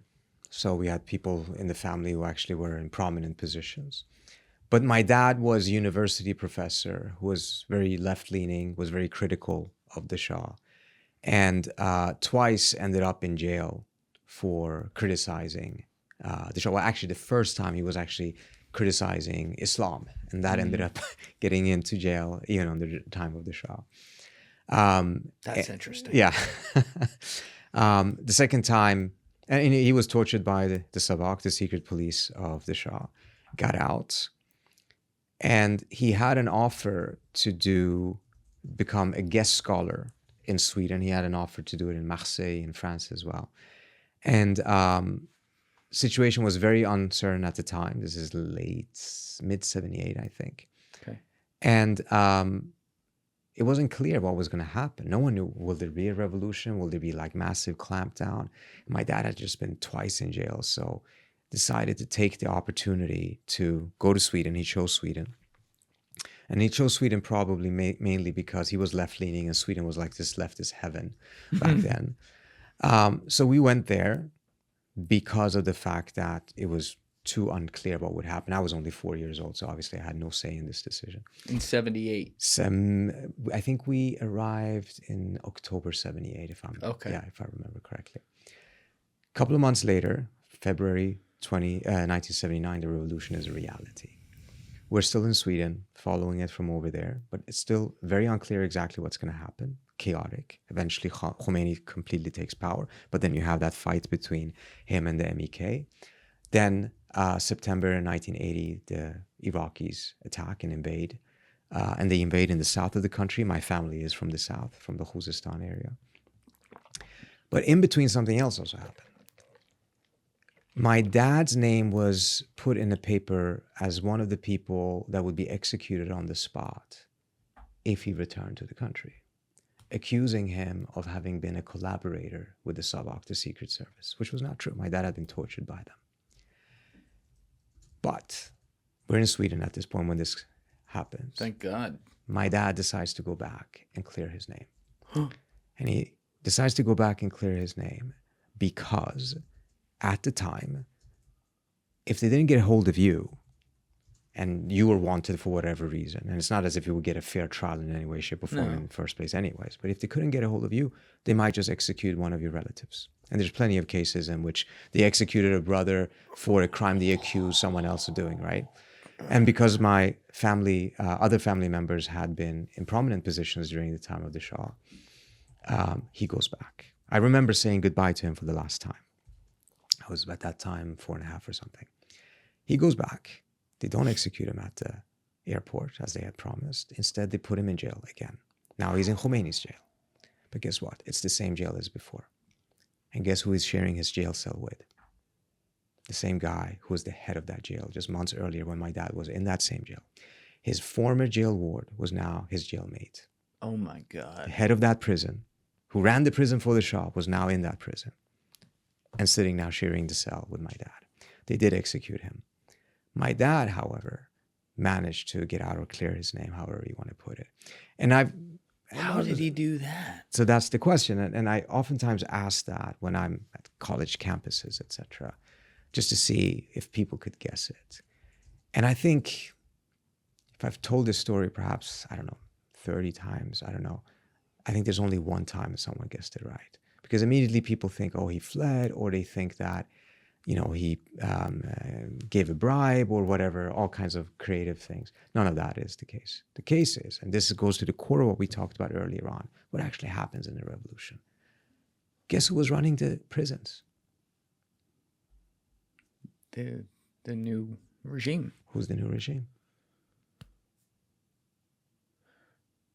Well, it's the complete opposite of what they overthrew. Who are they? Not the leftists, because they were allied with the leftists at the beginning and then kicked them out. Yeah. Is that what you're getting at? It was leftists? Not really, running? but kind of closely perhaps. The people running the jails now were a bunch of 20-year-olds. Many of them, my dad's former students. Oh at my university, God. who knew that he was not with the Shah, who had listened to him get into jail because of his criticism against the Shah. They whisk him out of prison, I think after a month or so, put him on a plane, he's never been back. Wow. Did some of them get executed for that? That I don't know. That's a good question that I need to ask my dad. He's still alive. That's a... Wow. And I'll tell you one thing. It is not a unique story. It's not? It's even a story with a relative good ending because my dad was not executed. There's terrible stories. People who suffered far, far more than I did, or my family did. Yeah. First in the revolution itself, during the time of the Shah, or after the revolution. This is, again, why I said earlier on, the American romanticized view of the revolution is because the U.S. ended up having a good one. Right, right. The 1979 revolution was a disaster in so many different ways. And people suffered tremendously. And my story is not in even top 50 in terms of how bad many people suffered. Yeah, your dad was able to get out. He's still alive today. It's amazing. What does your dad think today of what's going on in Iran? I'll come back to your I spoke story, to but- him 2 days ago.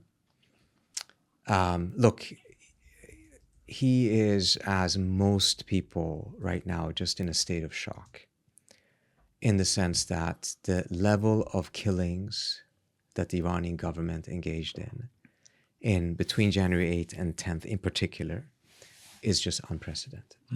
Now, some numbers have been thrown out there that this would be like 30,000, 40,000. I've not seen any evidence of that, and I find it a bit difficult to believe because even you have like these massive wars, and it still doesn't get into those numbers, even over the course of weeks. I do definitely believe that somewhere between 5,000 and 7,000 is a very realistic number, and that is a huge number. That's an absolutely massive number of people, right? I mean, just take folks that are looking at what's happening in Minnesota and being deeply, deeply upset over, what is it at this point, 2 or 3 people getting killed, right? Take that times 2,000 or 3,000. So people are just in a state of shock, mainly because of that. But then there's also another element of shock, which is that there were elements.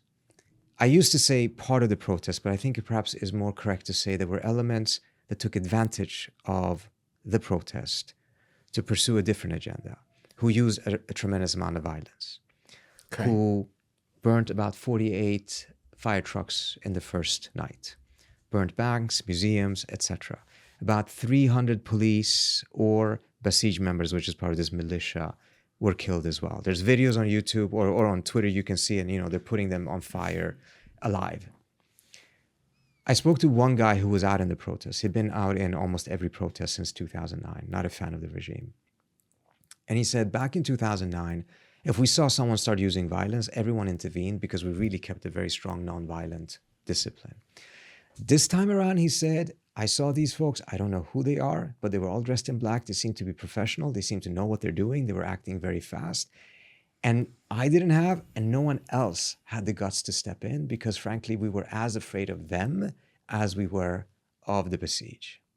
So there was something else going on. It doesn't in any way justify this massive killing by the government. Right. But something else was going on that we have not seen before that led to a counter-violence, that led to these 300 police being killed, etc. And, why would you go burn fire trucks? I mean, what are you aiming to do, right? Yeah. Particularly since you are at the same time putting a lot of buildings on fire. You're also giving propaganda to the government to use. You are giving. So, there's a suspicion what he's actually done by the government itself in order to discredit the protests, etc. Right. So there's a lot of question marks. And one of the things that happened, certainly by January 8th, but had already started, is that in the beginning when those protests started, was in the middle of the day, and it was these currency and tradesmen that were out there protesting because of the collapse of the currency. It was in the day. By January 8th, all the protesters are at night. At night is much more difficult to see what's going on. It's difficult to see who's doing what. And it also makes it much more easy. If there is an element that wants to take advantage of massive protests to be able to pursue a different type of approach, which is, and I assume that if they're completely homegrown, their belief is this regime is not going to be overthrown by peaceful protest. There needs to be some sort of a response to them that is not just peaceful. Or if it is something that is supported by outside elements, and we know that the Mossad had a tremendous amount of presence in Iran in the summer war. So if it's that, then it's something. But bottom line is this guy who went to all of these protests was like, whoa, I've not seen this before. And he actually ended up going home because it was like, okay, this made me uncomfortable. I want to protest the government. I want to, but anything that uses my presence in order to go towards something that could lead to a civil war, for instance, he didn't want to have a part of. So this is also a major difference between like what happened in 2022. Absolutely. Okay. Then you had massive violence from the government itself. You did not. I mean, look, the main elements of those protests were teenage kids. Yeah. And young women, right? So no, not a demographic that is prone to that type of a violence, right? So this is new, and this is again part of the shock. I mean, the biggest shock clearly is the massive killings by the government. Yeah, but also that there's something else, and it has scared a lot of people. And I think my dad is one of those who's he's not in favor of military intervention by the United States or anyone else. I'm certainly not either. I think I'm against it from both sides, from the standpoint of Iran, but also from the standpoint of the United States. After seeing what the U.S. have done and what it's cost the U.S. itself, I'm not in favor of it. But the fear of civil war, I think, is also very tangible at this point. So what do you mean from the standpoint of Iran as well? In the sense that I don't believe that foreign intervention will ultimately lead to democracy. And I think democracy is where things should be going. And foreign intervention, and frankly, you mentioned the son of the Shah.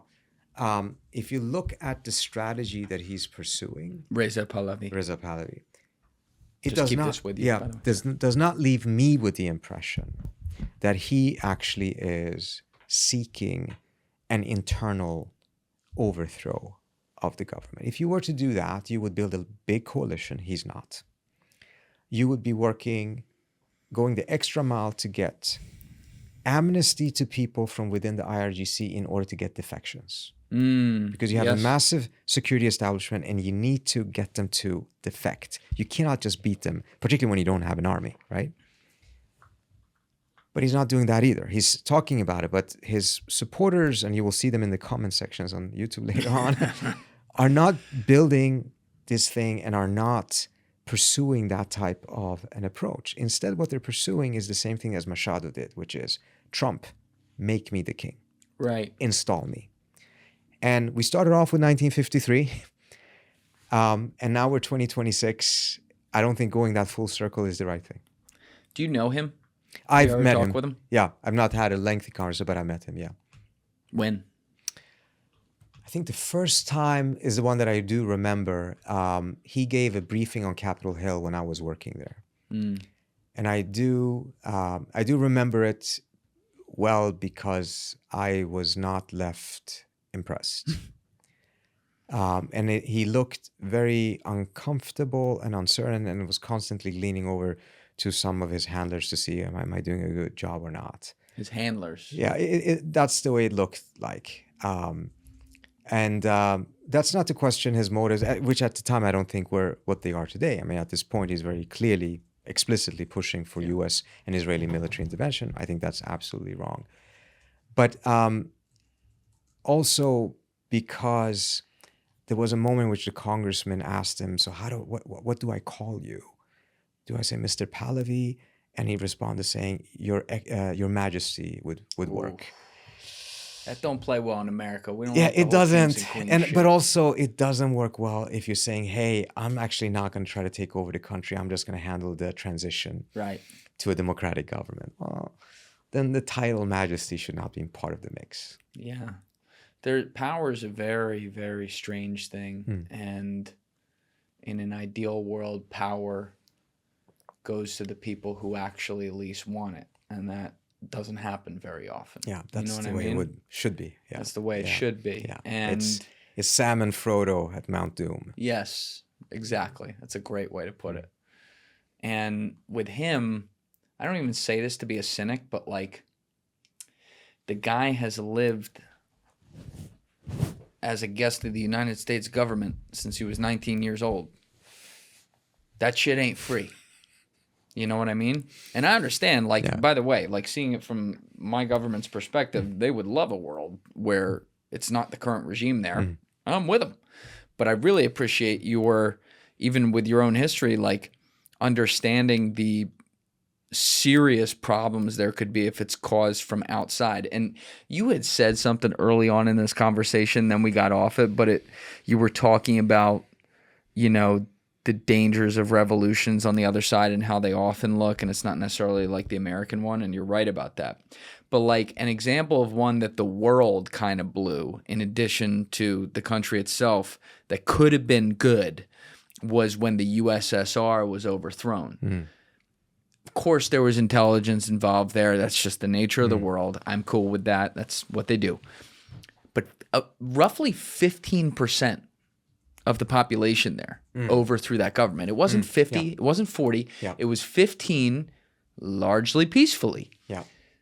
The aftermath, a lot of diplomacy was fucked up, for sure, and that United States deserves blame for that, European countries deserve blame for that, and everything. And of course, the new Russian government deserves blame for that, and the way that they set up the country was not smart, and here we are 30 years later. But to me, like, just cut it off when they took down the wall and took down USSR. Up to that point, it's like, all right, if you're going to do it, that internal way, that's the way. And that's the way, like something like Iran, in an ideal world, should happen. And then you just hope the world and the new people taking over Iran at that point will have learned the lessons of the past. They almost never do, cynically. But like, and realize, okay, let's not do the same things we did with the USSR moving to Russia. And let's have some sort of like, you know, new democratic system in this country that actually works, that's self-sustaining and, you know, is like some sort of slow burn into the future. Is that fair to say? It is, but I think we have to be clear though. Look, countries have their interests, right? If you have a vacuum created in Iran and some sort of a new formation may be formed, new government, new system. If you're sitting in Turkey, in Saudi, in Russia, in the US, in Israel, you're not going to sit there on the sidelines and be like, well, let's just hope for the best. That's just not the way it works. Now, there's a spectrum. There's countries that may interfere very aggressively, completely overdo it. Others who may play a smaller role, but, you know, reality is it's going to affect them. So it's not illegitimate for them to be concerned. It may be illegitimate for them to intervene in a very problematic way, of course. And when it comes to like a country like Iran, has 15 neighbors around itself, very strategically positioned, in a position to control the waterways of the Strait of Hormuz. 40% of all of the world's energy flows through there. You're not going to have disinterested parties, just not going to be the case. But you can help at a minimum by making sure that you don't make it worse. And what we have seen in the region up until now, or in recent history, is that when you have Syria, for instance, the Iranians intervene, the Russians intervene, the Qataris, the Saudis, the Emiratis, the Turks. And studies show that most civil wars actually cannot last for more than about a year, for a very simple reason, that you run out of weapons and ammunition. The cases in which they go on for longer, and the Syrian case went on for about 15 years, is because of foreign military intervention. Right. There were like fucking 20 groups there. Exactly. Well, actually, at one point it was 1,455 groups. 20 main ones, I'm sorry. I was a little off on my math. Point taken. So you have all of these countries trying to, starting to play their competition with each other inside of Syrian territory. Same thing happened in Yemen, the Saudis and the Iranians. And in Iraq, the Saudis, the US, and the Iranians again. And the Turks were involved there as well, of course. And it just ends up, it doesn't matter if any of them had good intentions. It does not matter. It just ends up ruining those countries. And Syria is completely ruined, to the point that they're welcoming a former Al-Qaeda head as president, because Playing basketball with U.S. Congress. better than what it was before, apparently. Okay, I'm not going to judge. It's their call. I'm personally skeptical, but if it ends up working out well for them, then fine. What I'm mostly taken aback by is the speed in which the U.S. went from having him $20 million on his head to not only playing basketball with U.S. military, but David Petraeus on the stage asking him, "Are you sleeping well at night? Can we help you?" Best? I mean, it's just the best. Oh whatever conspiracy existed in the region, and there's plenty of conspiracies in the region that says the U.S. was behind ISIS and Al-Qaeda, etc. I don't think there's any truth to them, just to be clear. But rest assured, they got a huge boost after seeing what's Petraeus being that chummy with the guy. Yeah, that was one of the cringiest things. It's like just optically, Petraeus has got to be like, all right, someone else go on stage with him. He's already president. Just somebody else do it. Like, Jesus, There's got to be someone. Got to be some. They find some diplomat on K Street. They'll do it. But yeah, I think that's also, like, you raised the point about the Saudis here. I kind of forget that. That's a mistake on my part, because there's been all these proxy wars in the Middle East where it's Iran versus Saudi. And you mentioned one with Yemen, which is effectively, that's what that's been. Yeah. So as it relates to the current protests, like what, we focus on the U.S., Israel, and Iran with this, and I guess a little bit of Qatar. Are the Saudis playing some roles right now as to what's going on in Iran? And how so? So very interesting what has happened in the region now. So, the Saudis and the Iranians have long-standing competition. The Saudis always, during the time of the Shah, felt that the Iranians were, very arrogant against them and treated them as, quite inferior. And there's some justification for some of their criticisms. But then when the revolution happens, it actually becomes much worse, because now the Shah viewed himself as the superpower of the region. And, he had convinced Richard Nixon to exit the region militarily and let Iran essentially take care of the security of the region, of the Persian Gulf. And Saudi Arabia was like a junior partner in that. It was called the twin pillar policy, but it was really just an Iranian pillar to it. By the time the Khomeini government comes in during the Islamic Republic, they actually take on a very hostile position towards the Saudis. They want to overthrow all of the kingdoms. They had overthrown their monarchy, and it was Iran that was the regime change advocate back then, and they wanted to overthrow all of the kingdoms. And they particularly targeted Saudi Arabia because Saudi also was a U.S. ally, and Saudi was the center of Islam because that's where Mecca and Medina are. So Khomeini goes on constant attack. He accuses the Saudis of practicing American Islam. So this was really the deepest American Islam. It was like the deepest insult, essentially saying, you're not legitimate, you're not the legitimate leader of the Islamic world. So things got really bad, and the I could Saudis be were mayor of Minneapolis. and the Saudis, together with the Kuwaitis and others, were funding all of Saddam's military expenses. So it was really most of the GCC and at war with Iran indirectly during that war. But then they had their ups and downs. Now we're in one of their ups. Since 2022, guess who? The Chinese mediated and got a normalization agreement between the two sides.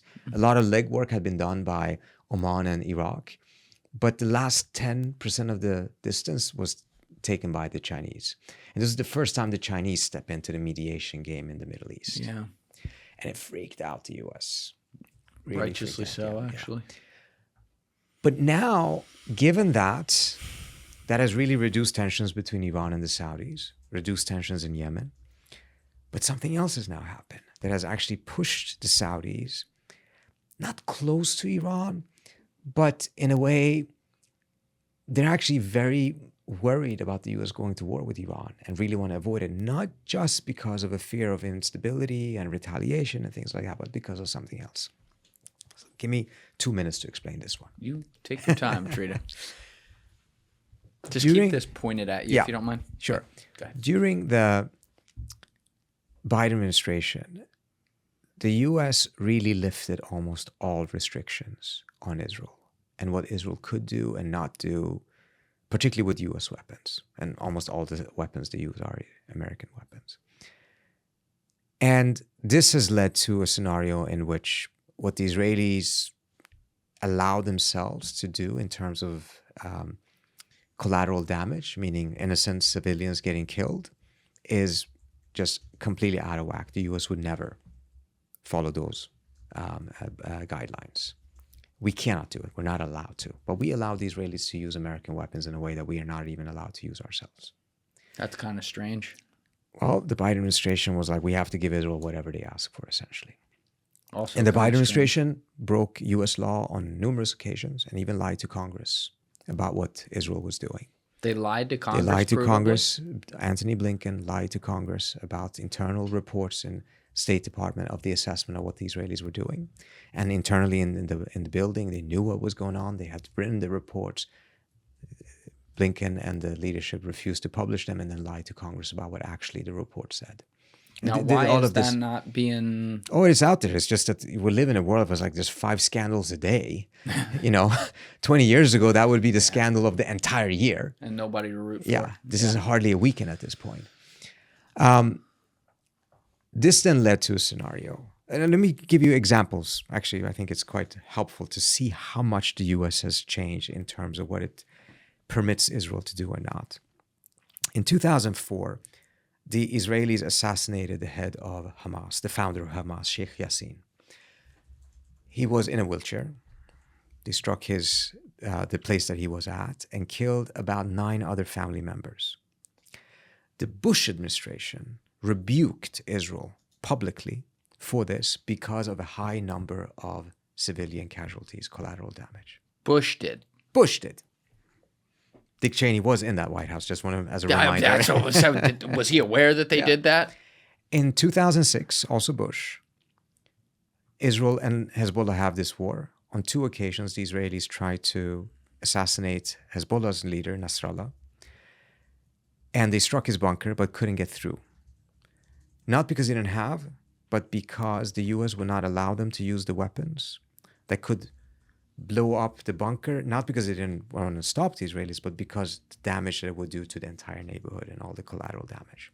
So twice they tried, but with the limited amount they could, but they failed. Bush. 2024, the Israelis assassinate Nasrallah, Right. blow up his bunker using 80 2,000-pound bombs, kill probably another 300 to 500 people in that entire neighborhood, Yeah. and they get a congratulatory note publicly from the Biden administration.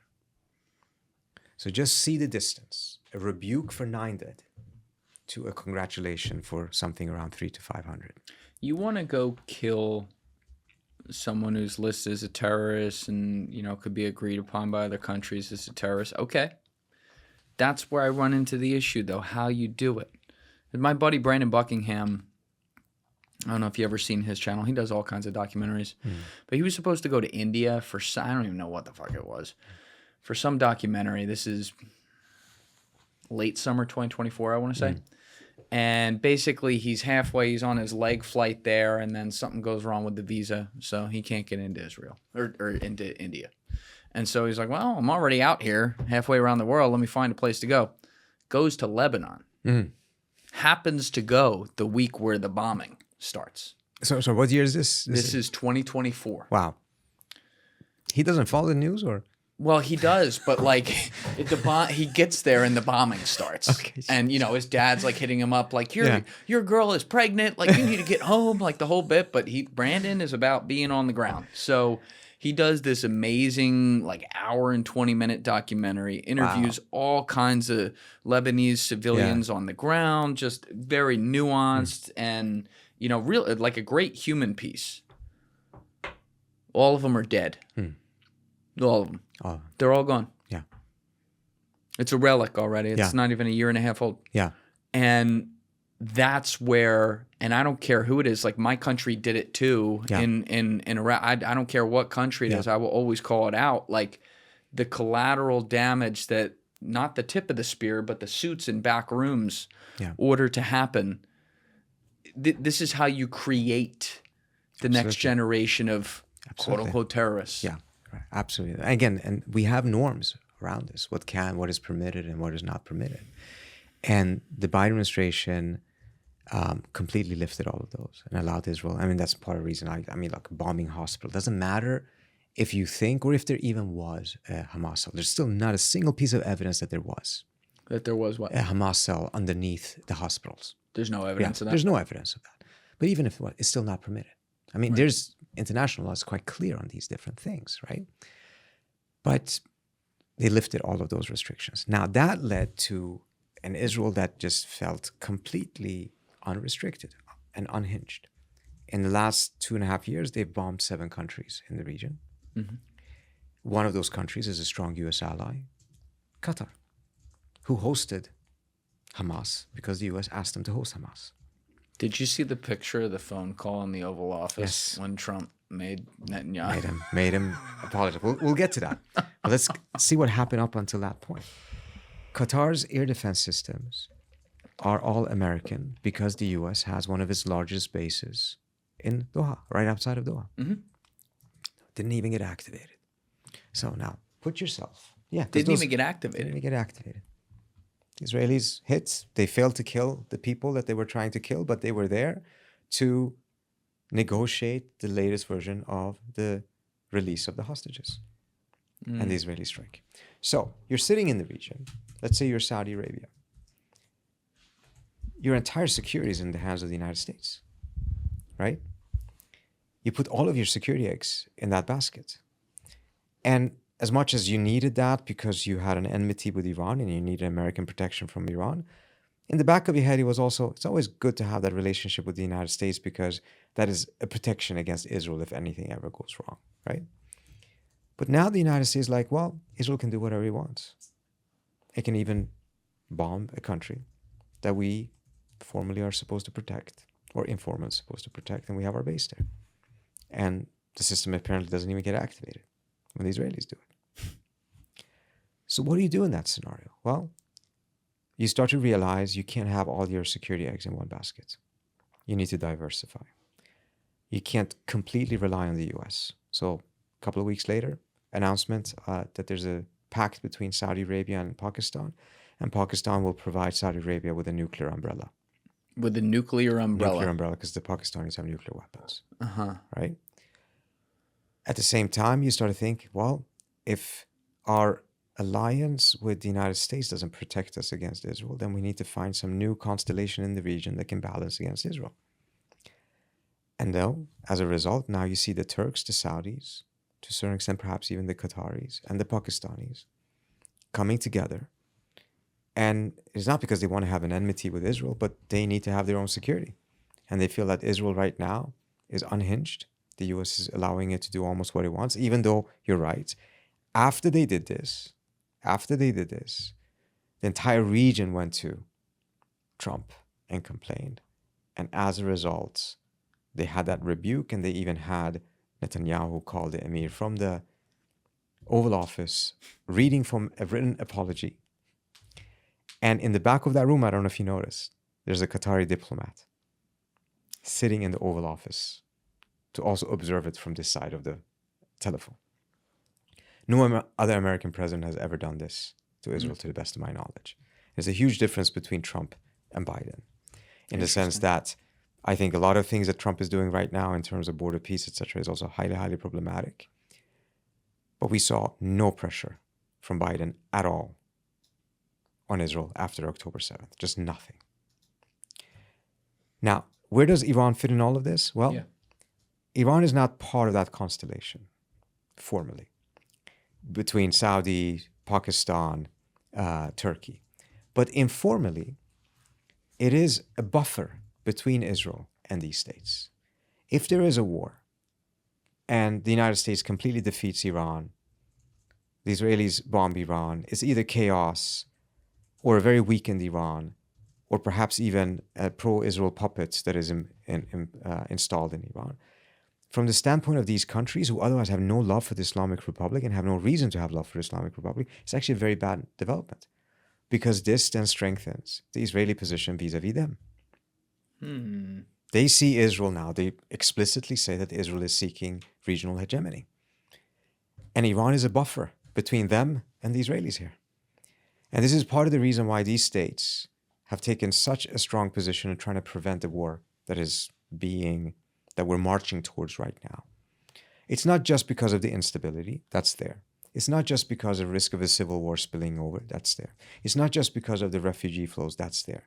But that was always there, at a moment when some of them even were in favor of a war.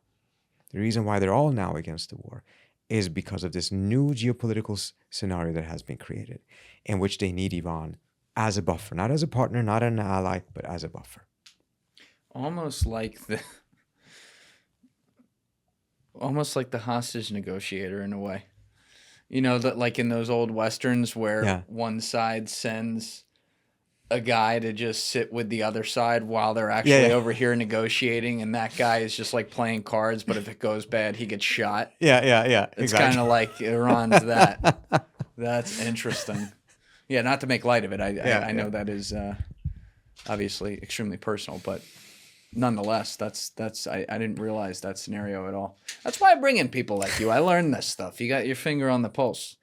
But what, I got off it. There's something I did want to go back to at the initial history. You had said you remember the conversation you had with your dad when you said goodbye to him when he was going back. Yeah, we were at the airport. Yeah. Did you have, you're 4.5 years old. Did you have any concept whatsoever of what he was doing? No, not then. Not at all. Look, it's very important to make distinction between economic refugees and political refugees. If you're an economic refugee, or refugee might be the wrong word, but if you're migrating to another country for economic reasons, you're actually deliberately trying to start a new life in another country. You're going there, you are consciously saying goodbye to the old country, and you're openly embracing the new country. Ellis Island. Exactly. They're coming in, they're Americans. They come in because they want to be Americans. Right. When you're a political refugee, you're involuntarily leaving a place, and oftentimes mentally you're still there, and you're just waiting with the suitcase packed underneath your bed to go back, right? Because you didn't come to this place to actually stay. You didn't come here to make a new life. You came here temporarily because the situation is bad, and then you're planning your return. When you have that mentality, I think one of the things that comes with it is that both me and my brother, who's 2 years older than me, we weren't told, oh, we're going to be here forever. We were told explicitly, no, this is just something we have to do. We're going to go back to Iran. Right? Because that was the plan. That was the intent. It didn't end up happening that way at all. And it's been 47 years now. But given that, you actually become much more aware of what is going around. Add to that another aspect that is perhaps a bit unique to Sweden. So Sweden was extremely generous in terms of having a very open policy for refugees. So it was a very open country. It took in a lot of refugees from countries that had wars. So the folks I grew up with in what was then essentially the immigrant ghettos of Sweden were from Chile, who had fled 1973 because of the coup against Allende, which also incidentally CIA coup, that one too. Well, you know, when in Rome. When in Rome, there was Romans. Other refugees from other war zones. All of us had similar stories. So that was a normal thing. You know, so we were not like the different ones. And as a result, we kind of kept it below the radar. Everyone had stories like this. Everyone had fled some sort of a war. So it was just a very natural thing. So it wasn't hush-hush. It wasn't something that was kept away from you because everyone else in your surrounding, whether they were Iranians or Chileans or from whatever other country they were, had the same story more or less. As you were growing up, first of all, do you remember anything from Iran? I do. And it's interesting enough, I apparently remember more than my brother, who's a year and a half, 2 years older than me. So I have a lot of vivid memories from about 2.5. And I remember very vividly, my dad had left before us to just settle, make everything clear in Sweden before we came. And things got really bad in Iran. And we had to go to the embassy several times. And my mom had to bring me with him because couldn't get the documents unless I was present, even though I was just 4 years old.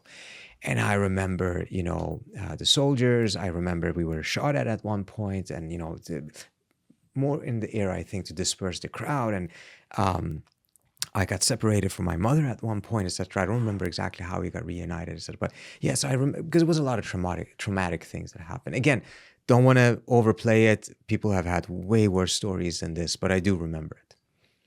As you were growing up, though, because it's impossible for me to relate to a situation like this. So when I have conversations like this, it's another important reminder of how happy I am to be born where I was born. It's like winning the lottery. We haven't had to deal with this kind of stuff here, and that's such a lucky thing. But as you're growing up and you only have limited memories and you were only in Iran for a short time, and your reality is you're growing up in Sweden and you're growing up around a lot of different people from a lot of different places as well. Was there, did you naturally develop a real yearning and feeling about your Iranian roots, or was that something also your parents kind of had to ingrain in you and remind you of what that was because they understood it fully? Yeah. So it goes back, I think it's a great question. I think it's also something that might be useful for your audience because the United States is truly very different in this sense than growing up in Europe. And I don't want to knock Sweden. I had a fantastic upbringing there. It's a great country. But it is very different. First of all, going back to what I said, because we were not economic migrants, we were involuntarily leaving and had no plans to stay. The Iranian identity was actually very strong because there was no active effort to become Swedes. That wasn't the plan. There was no reason to do that. In fact, I don't think I even applied for Swedish citizenship until 15 years after having lived in Sweden, even though I probably could have after a couple of years. So that was partly it. But there's also another aspect, I think, which is the difference between Europe and the United States. I came here as an exchange student in 1991. And I had visited the U.S. several times, loved the U.S., had family members who lived there. And it was quite an eye-opener for me because you step off the plane. Not only do you feel like an American, you're treated like an American, right? Now, I have Middle Eastern features, and I can tell you in Belmont County, Ohio, that was quite unusual. But still, it wasn't like, oh, it must be because you're a foreigner. I mean, you were not treated differently. But my features in blonde, blue-eyed Sweden, you really stick out, right? Yes. And you were never really treated, at least not when I was growing up, as a Swede. You were always treated as if you were an outsider. Not necessarily in a hostile way, but nevertheless, it was always there. Things may have changed, but I haven't been in Sweden or lived in Sweden for 25 years, so it may have changed. But it meant that for us who grew up there, at least in that generation, we kind of felt rejected by Swedish society. We were outside society, which then meant that we then kind of embraced our other identity, even stronger as a result. And I noticed it when coming into the US and meeting other Iranians here, etc., that I felt like, okay, they clearly had something different. They had a very strong American identity. You would not have found that in Sweden, with a lot of Iranians having a very strong Swedish identity, at least not back when I grew up. Maybe changed now because it's, time has passed, etc. But there is something about this country that really embraces you. At least when I came here, I can't speak about recent folks that have arrived. And the sense that you're actually automatically assumed to be American in a way that never was the case. And those are some of the factors that actually led to a stronger identity, because you were rejected by that one, so you double down on the other one. Mm. That's also a great point, because we take that for granted here. Outside the studio, I have a picture of Bill the Butcher from Gangs of New York. Yeah. See that movie? Yeah. So I think about that a lot, because that takes place in like the Civil War years in America, in New York City, where there was much more of like one kind of Anglo identity in America. It's just before the immigration surge starts. Yeah. And they would recognize the Irish as like outsiders. You're not from here. And it's just crazy to think about, especially in New York, like the ground zero for this. 20 years later, you have people from every country around the world coming in, which has created this melting pot, which I think is a beautiful thing in this country, to the point that when people come here and are like excited to be here and become a part of society and all that, like there's a lot of places that are like, oh, cool. It's just normal, because we don't have that. I'm not even blaming the Swedes. Yeah. Like they know one identity. Yeah, you know what I mean? And to their defense, there were never any major refugee flows to that northern part of the world until about 50 years ago. Yeah. Right. So the type of cultural traits that you develop when you are a melting pot, or when you're a country like Iran that had the Silk Road go through it, and you had armies from 50 different directions coming in and out, it just creates a different type of culture. But if you're kind of isolated up in the north, you can't blame them for not necessarily having that naturally. Can I ask you, are you Irish or Italian? Or both? Both, okay. 50-50. 50-50, okay. You're in New Jersey. It's on brand, exactly. You know what I mean? Normal thing. Yeah, that's funny. You asked that. But what... So I was kind of both right. Yes, absolutely. Another thing I've been thinking all day, I forgot to ask you, like, since 1989, it's been Khomeini who's been the supreme leader. I want to get to that in a minute. Yeah. Khomeini, the original Ayatollah until 1989, who came in and did the revolution. What made him so charismatic and drew people to him, other than him, yelling Shah bad? Well, because he yelled much more than that. Yeah. First of all, one thing that oftentimes is not understood in the United States, or it's not that it's understood, it's just not known, is that these Ayatollahs have written like 50 books. You don't become an Ayatollah without having like huge... I mean, it's similar to like a pope, right? Are they good? I haven't read a single one, so I won't judge. But they don't go up in ranks just randomly. Yes. Right? I mean, same thing with the Pope. You have to have a tremendous amount of, frankly, scholarly work in order to be able to advance to that position. And one of the things he had done is that he had developed a theory that is called Velayat al-Faqih, a completely different political system in which you have a spiritual leader, an Ayatollah, at the top. And there were a lot of different lines of political thinking back in the 60s and 70s during within the opposition. You had some people who also wanted to some sort of a return back to Islam, but it was more of a politicalist, or it's a different approach to it. Then you had the leftists who, were more on the Marxist side, that, didn't really give much space to religion, etc. But he emerges as someone who is extremely strong, principled, one of the first to really call out the Shah. Several Ayatollahs were actually kind of collaborating with the Shah. They had kind of been co-opted or bought. I mean, they were not naturally opposed, at the end of the day, so it's important to understand that.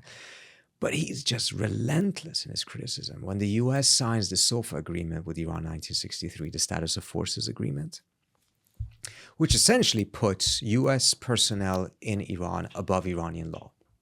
That's what the SOFA agreements do. I mean, this is what the Obama administration wanted in Iraq. Didn't manage to get it because the Iranians intervened and pushed the Iraqis not to sign it. And that actually ultimately helped Obama withdraw troops from Iraq, because if U.S. troops were going to be treated under Iraqi law, it doesn't make occupation that attractive any longer. Right. Right? The Shah signed that thing, and he just went at the Shah, saying that, the Shah is the American Shah. He's a servant of the Americans. This is not a nationalist Shah, etc. So he increasingly emerges, even though he had his huge critics and a lot of different folks that were against him very much, as the one that just is this type of uncompromising Ayatollah against the Shah that kind of exudes the type of strength people wanted. And by the way, it's also important to understand, he held his cards very tight. He did not reveal really what he was planning to do. Look at some of those revolutionary demonstrations against the Shah. The women did not have the hijab on. Right. In fact, it took another 6 months before he actually pushed that through. And there were massive protests against that. So what he promised would come is not at all what the Islamic Republic became. He used the leftists in a lot of cases. Absolutely. Now, you said like 6 months right there as an example of when after he came in and started now saying like, oh, by the way, we're doing hijabs and hardcore like Islamic law. But when would you say the majority of society, how long before the majority of society had quietly, silently, I might say, turned against him? Was that within a year or two, or did that take a decade? Look, the Islamic Republic had huge problems from the beginning. You had opposition groups that were pushed out. But then you also had Saddam Hussein invading the country. And in many ways, it ended up becoming a blessing for Islam. A blessing? Yes, because the country completely rallies around the flag. What's most important is to expel the invader. Common enemy. Common enemy. And in many ways, it postponed a lot of the other internal contradictions of the Islamic Republic for a decade almost. It's not clear to me at all that the Islamic Republic would have survived by 1982 had it not been for Saddam's invasion. And so by the time the war ends, you both have a devastated country, a revolution that is a complete failure because it's not delivered. Iran is in ruins after that war. But you also have people who now have invested so heavily in this. It's not just a revolution. Their children died defending the country, right? So amongst the supporters of the Islamic Republic, the war profoundly deepened their support, because they had now sacrificed so much for it. It was just so much more difficult to walk away from something. You had such a high sunk cost. By the end of that decade, something else had changed. First of all, Khomeini was now gone. So there was politics in Iran in a different way, because Khomeini did not replace Khomeini as that type of a unquestioned ruler. Oh, he didn't. He was actually quite weak. He didn't even have the religious credentials fully. He wasn't an Ayatollah at the time that he was elevated to that position. He was I didn't know that. He was a rank below. Huh. He was a compromise candidate at the end of the day. And the elements that were pushing for him did so because they thought that they could take advantage of him because he was weaker. Over time, it turned out to be the other way around. He actually grew, really consolidated his own power. But he was constantly challenged. And by the end of the 1990s, 1997, something happened that was really a shock. There was an election, the presidential elections, and this former head of the state library and a minister of culture of the Rafsanjani government decides that he's throwing his hat in the ring. That Guardian Council that I mentioned allowed him to, probably thinking that he won't win, but it will give the air of legitimacy for the elections. And perhaps even push up voter participation without obviously undermining the favored conservative. Right. But no, instead you had, I think, 79% voter participation. And the guy overwhelmingly won in the first round. And it was because he's a reformist, and he was saying that, the system has to reform, it has to change. And that's the beginning of that reform movement that now essentially is more or less dead. How did they kill it? As we talked earlier on, they failed in many different ways, but also in my view, in my book, the Trump administration walking out of the JCPOA killed the one critical achievement they had. That was the key to the other achievements. Few people thought that, I mean, if you listen to the conventional wisdom in Washington, some of the criticism against the negotiation was like, the Iranians will never negotiate. Well, then the Iranians showed up and they were like, well, they will never negotiate honestly. Well, progress was made. Well, they will never agree to a deal. It's just not possible for the Islamic Republic to agree to a deal. Then they agreed to a deal. Then we're like, well, they're never going to actually live up to the agreement. They will cheat. Well, 14 reports by the IAEA, who was the body that was inspecting the adherence to the agreement, to say that they were doing everything they had to do. Several reports by the US State Department, twice under the Trump administration itself, certifying that the Iranians were living up to the agreement. People thought this was impossible, but it was possible. But it was key to then unlocking the economic disaster that Iran was in and be able to, as I mentioned, strengthen a middle class, slowly but surely grow. And over time, Iran could have, imperfectly, in a ways that is not perhaps in any way, shape, or form identical, but moved kind of like China. China still has a communist party, but there's nothing communist about the Chinese economic system at all in any way, shape, or form. It's a complete market economy. But the government controls all. The government controls, exactly. That's pretty So you communist. don't have that type of a political liberalization. So that is one path that some people wanted to go, and other elements from the reformers didn't believe that that was ever possible in Iran, that there could not be such a thing as economic liberalization without the political liberalization following suit.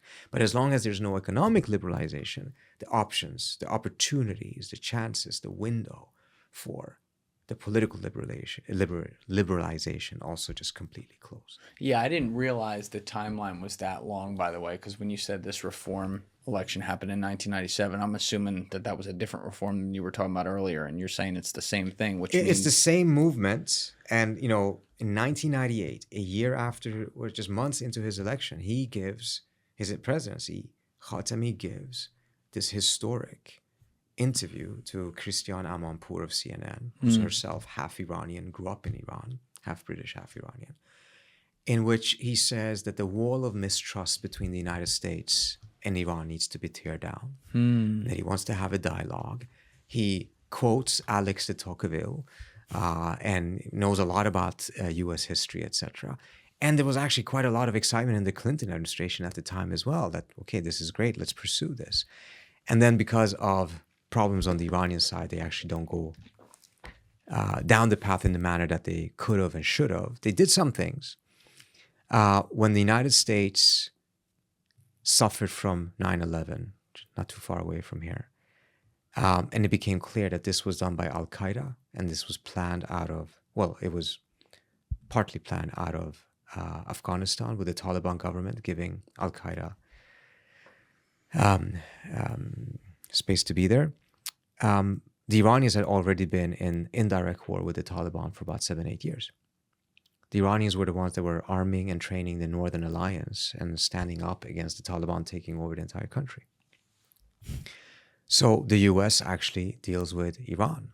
And there's both during the war, in which the Iranians were complaining to the US that you're not bombing the right places in Afghanistan, while incidentally, Ayatollah Khomeini was giving Friday speeches condemning the United States for bombing another Muslim country.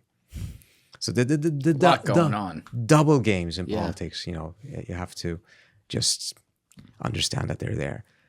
But then after the Taliban was defeated, the much tougher task came, which was, okay, how do we make sure that Afghanistan is stable and that it has a new government and a new constitution? Then the Bush administration and the Iranian government completely coordinated the Bonn conference in Germany that got the Afghan groups together and got them to finally agree to a new constitution that established the Karzai government. And the US actually didn't have the relations or the trust with any of the Afghan parties from the Northern Alliance. Iran had them. And according to Jim Dobbins, the late Jim Dobbins, who was Reagan's, who was George W. Bush's representative there and led the negotiations, none of this was possible had it not been for the help that the Iranians gave the United States at the time. And the Iranians did so as part of the reform project The calculation being, if Iran shows itself to be strategically useful to the United States over here, then that can pave the way for an opening between the US and Iran on other issues. What the Iranians didn't know was that the Bush administrations had made a decision. It was called the Hadley Rule in the NSC, which was that within the war on terror, it was permissible for the United States to collaborate with an enemy state tactically, but not allow that tactical collaboration translate into a strategic change in relations.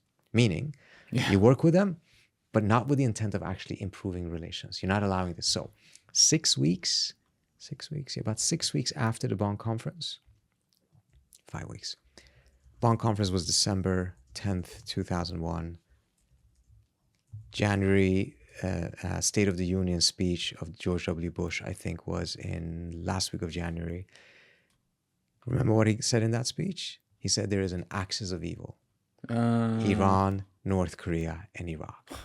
So after all of that collaboration, the Iranians got themselves into the axis of evil. And then you had another down. So look, there's been this dance up and down. There's been moments where the US actually have done tremendous outreach and the Iranians have not responded, or they've betrayed their words. And there's been the opposite. The biggest one, though, the one that actually is a written, negotiated agreement, was the JCPOA. Now, what is the balance of power? I don't know if you can like put a percentage on it. Oh yeah, Dave, can we get water? Sorry about that. Thanks, man.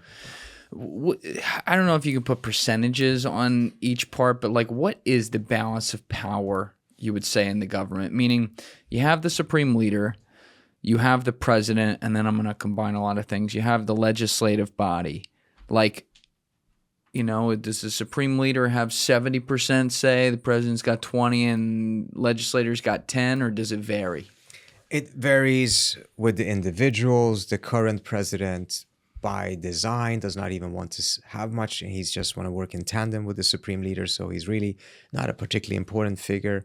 The previous president was, the one before him, unfortunately, was as well, and that was Ahmadinejad, who did all kinds of crazy things. So it varies. It's not a very set system in the sense that the institutions are crucial. The institutions are there, they're not unimportant, but the personalities within the institutions are even more important. And we are now in a situation in which Khomeini, the supreme leader, has managed to really wrap everything around his finger. Right. That's what it feels like. Yeah, and he is in a much, much stronger position than he was 10 years ago. And those who, and this is part of the reason why there's a belief that the reform project failed. And if you're a young Iranian, right, like if you're one of the 20-year-olds, I totally understand why they're like, we don't bother with reform. We saw it fail for 20 years. Why would we waste another 20 years on that? No, we want revolution and we want it now.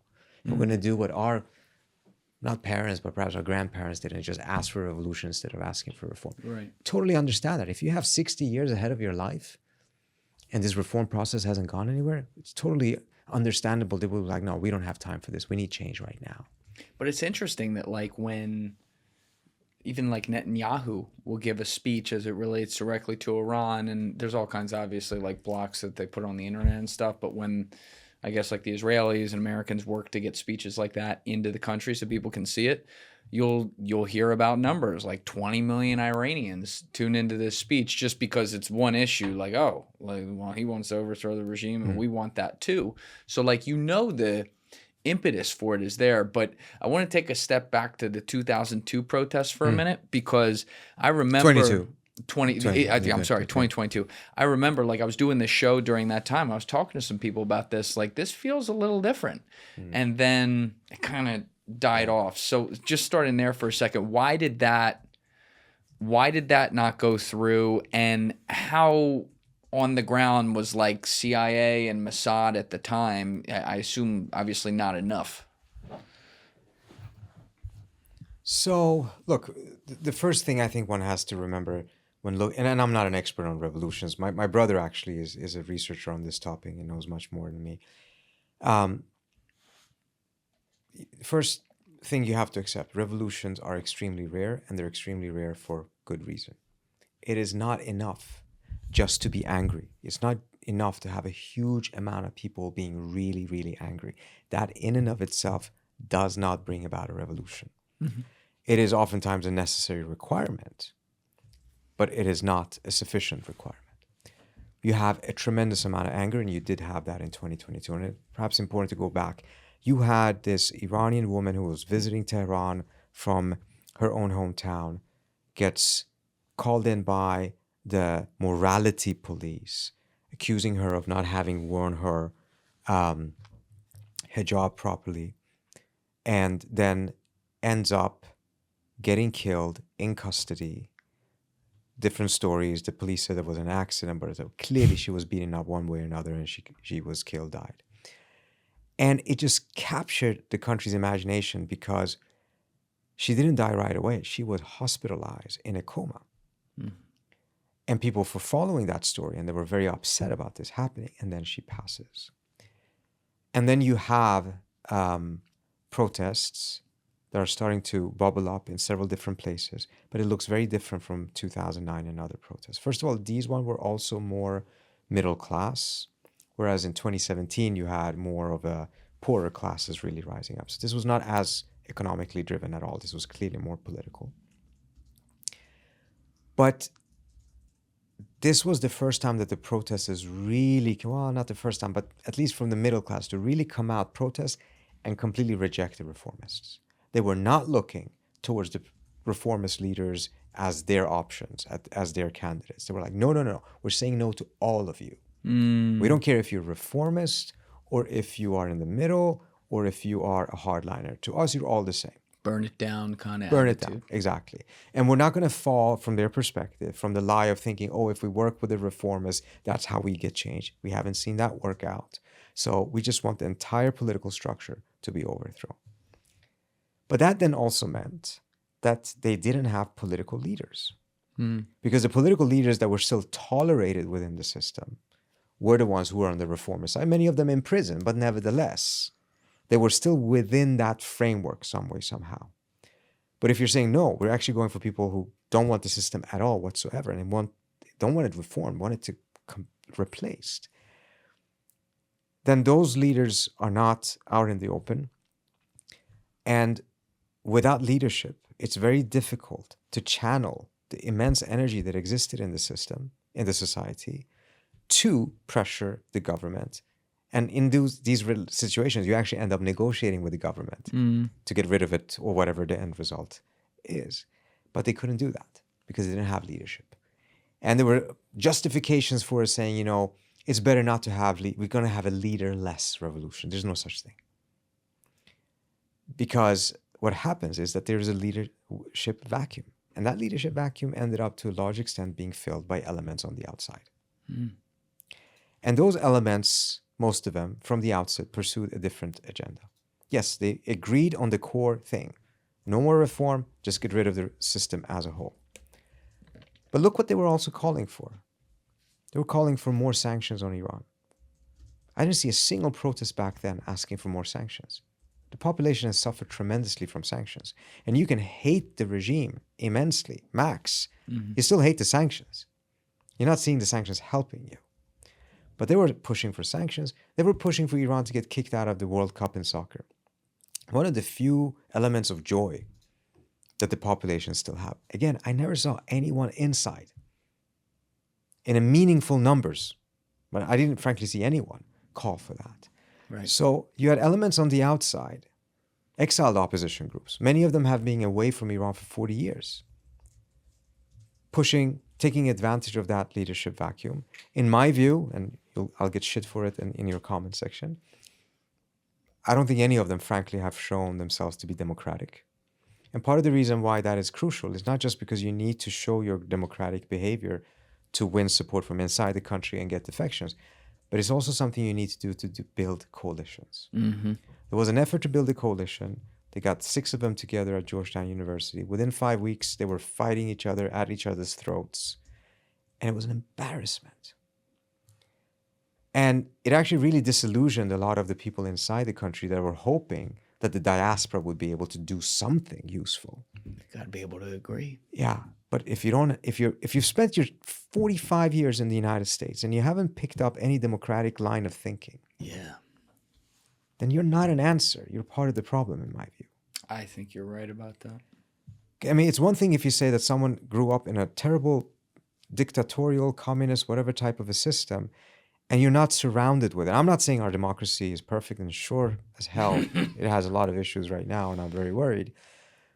But nevertheless, it's a democratic system with flaws, like all of them do. And if you've been here for that long and not picked up from that, then you must have almost actively tried to not become more democratic. Yeah. And that's unfortunately the reality. And it's, you know, it's not an insult from my end, it's just an assessment, because if it was, that coalition would have ended up working out. But it didn't. It didn't even last 5 weeks. Yeah. And now you have all of the, I don't know if you've seen some of these protests that are taking place outside the country with different opposition figures or groupings actually fighting each other, etc. This is very demoralizing for people inside of Iran who are not in a democratic system. Right. And we're hoping that people who actually have the maneuverability be able to take that with far greater responsibility than what we've seen. Now, obviously, so that the one in 2022, that's a great explanation, by the way, of how that goes away. But we're now seeing some of those same patterns, unfortunately, outside of Iran not having solved themselves. But before we get to just these protests that are happening right now, real quickly, obviously there was something very important that you alluded to earlier that happened in June where the United States got involved with hitting Forda and some of these other facilities. But my understanding is that this was precipitated, the ability to do this and the initial strikes before that Israel carried out is because Mossad was able to get a lot of assets on the ground. You know, I would think that Iran and the IRGC are, you know, almost like 1984 looking for any type of Israeli influence that could be happening in their society. How were they able to get so many different agents available to get them intelligence to pull off, you know, I have to say it was very well executed strikes? So it's a very important question because the Israeli intelligence penetration of Iran is beyond anything anyone had envisioned or expected. It took, I think, everyone by surprise. It certainly must have taken the Iranian government by surprise, because if they knew this, then it's, you know, even more incompetence. The first absolutely essential circumstance is that you have to have a very large critical mass of people that are so upset and angry and pissed off at the government that they're willing to consider. Because you need to have a huge number of people that have that sentiment to get a very small number of them to be willing to be flipped. Right. Right? Of those, that huge amount, probably not even 97% would be even willing to consider it. But to make sure that that 3,000, that 3% is large enough that you actually could make the connections and everything else, the original pool has to be very large. And that then comes back to the Iranian government. Their treatment of the people have just been so poor. They have produced people willing to be assets for a foreign government inside their own, including actually helping them militarily. So this is ultimately on the Iranian government itself. Would you say and in the meantime, incidentally, I have to say, I've not been able to go back to Iran. I can't go back. Right. They made it very clear I would be taken. I would be accused of being a CIA spy if I go to Iran. And you see all of these dual citizen Iranians who have been taken. So they go after them. Whereas in reality, there's just been this massive penetration. So there's the intelligence failure on the Iranian side is far beyond the Israeli intelligence failure on October 7th. And so the Israelis themselves have openly spoken about how they've done some of these things. I'm just going to repeat to you what I've read. This is not my area of expertise. I'm not an intelligence person in any shape or form. And I'll also start off by saying I don't know if this is what they're saying publicly because it's true or if it's actually part of the the psychological warfare between them. But what is said there is that the Mossad has various different ways of winning people over. And it's a long process. It starts off with small things that they asked him to do by offering them favors. The two most common ones, if I remember correctly, is someone has a family member that needs medical help. They offer to be able to take that person out of the country for treatment in Switzerland or whatever. That's one. The other one, promise of making sure you get into a good Canadian or American or other Western university. And that way you win over some young people. But even then, the success rate, I don't know what it is, but it's not so that everyone that they try, they succeed. Right. It's probably relatively low. But the pool has to be large. Yeah, they're throwing a lot of fishhooks out there. Yeah. And a lot of them have their own motivation. They have been so mistreated by the Islamic Republic. This is revenge. They think that they're doing, in their mind, they're doing something very patriotic. In my view, I understand that they think so. I don't think so, because I think there's a larger geopolitical dimension in which these are rival states. And Israel is not looking out for Iran's best interest.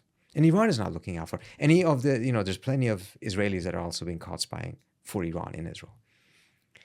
Really? Oh, yes, absolutely. Nowhere near what the Israelis have managed to do in Iran. But there's a lot of that as well. And they may think that they're being patriotic. I have no idea what they're thinking. But bottom line, Iran is not looking for Israel's best interest, nor is Israel looking for Iran's best. It's just not the way. It's a game. Yeah, I mean, geopolitics is not a game of charity, right? It's a game of competition. But anyways, they're so upset. In their view, the only real enemy is the Islamic Republic, so they're willing going this direction. What the Israeli story is that they extracted a lot of these people out of the country, trained them, and then 3 days before they attacked, they slipped them back in. How? Through border. Iran's borders are massive. Just the border with Iraq and Kurdistan is very, very long, mountainous, tremendous amount of smuggling taking place. Very, very difficult to keep safe. Same thing is true of the border to the east. They get them back in, and then as the war starts, they have whatever orders, etc.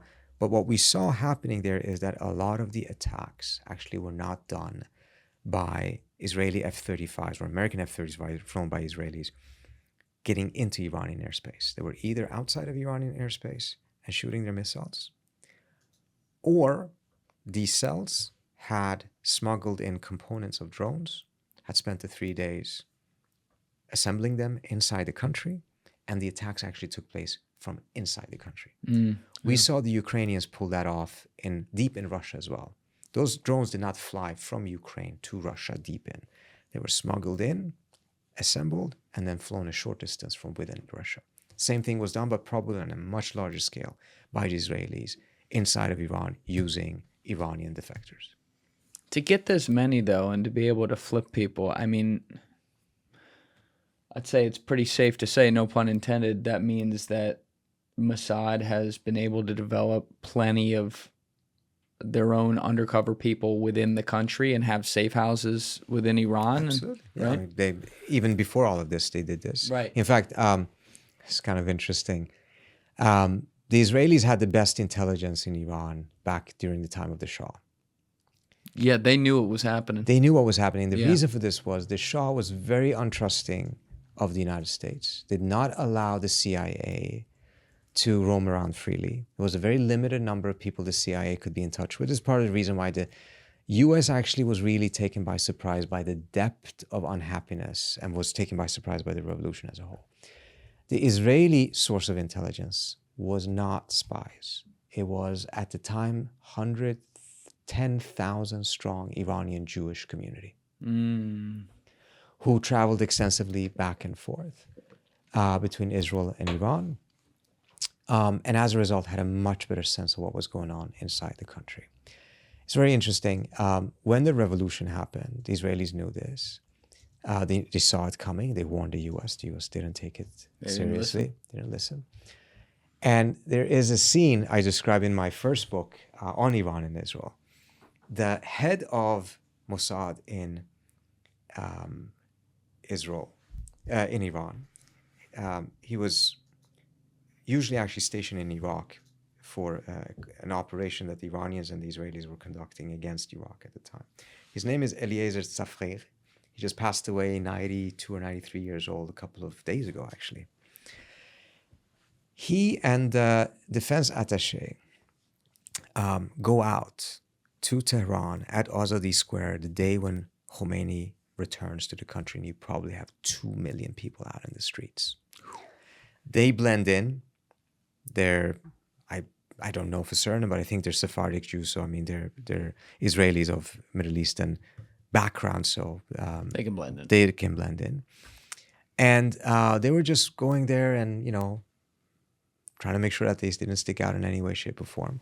And at one point, a revolutionary comes to them and asks them, why don't you have any signs with the picture of Khomeini?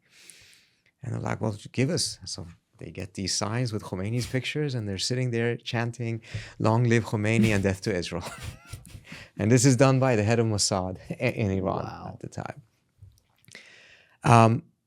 They have those cells. They clearly do. It would be malpractice for them not to. This is what states do.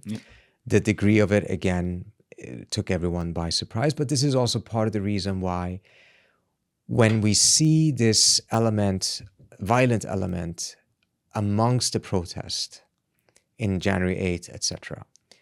Yes, the Iranians always blame Israel or the US, and they say that Israel was behind every protest that have taken place. Sure. So obviously cannot just go by that. But when you have a scenario in which the Israelis are openly admitting on Israeli TV that they're there, that they trained the people, etc. When you have the former head of the CIA, Mike Pompeo, tweet the same thing and say good luck to every Iranian protester and every Mossad agent standing next to them. Now, we have to recognize two potential scenarios. Scenario one, it's true. They're doing it, and because of the June operations, they don't even bother to try to hide it any longer. No. Right? Or two, and it could be both. Two, this is exaggerated or perhaps even entirely false, but it's part of the psychological warfare between Iran and Israel. And as a result, they say that. But at a minimum, as an analyst... It's probably both. Probably both, exactly. But at a minimum, as an analyst, you can't completely dismiss the likelihood that this is happening just because the Iranian government is saying it, because now the Israeli government is saying it as well.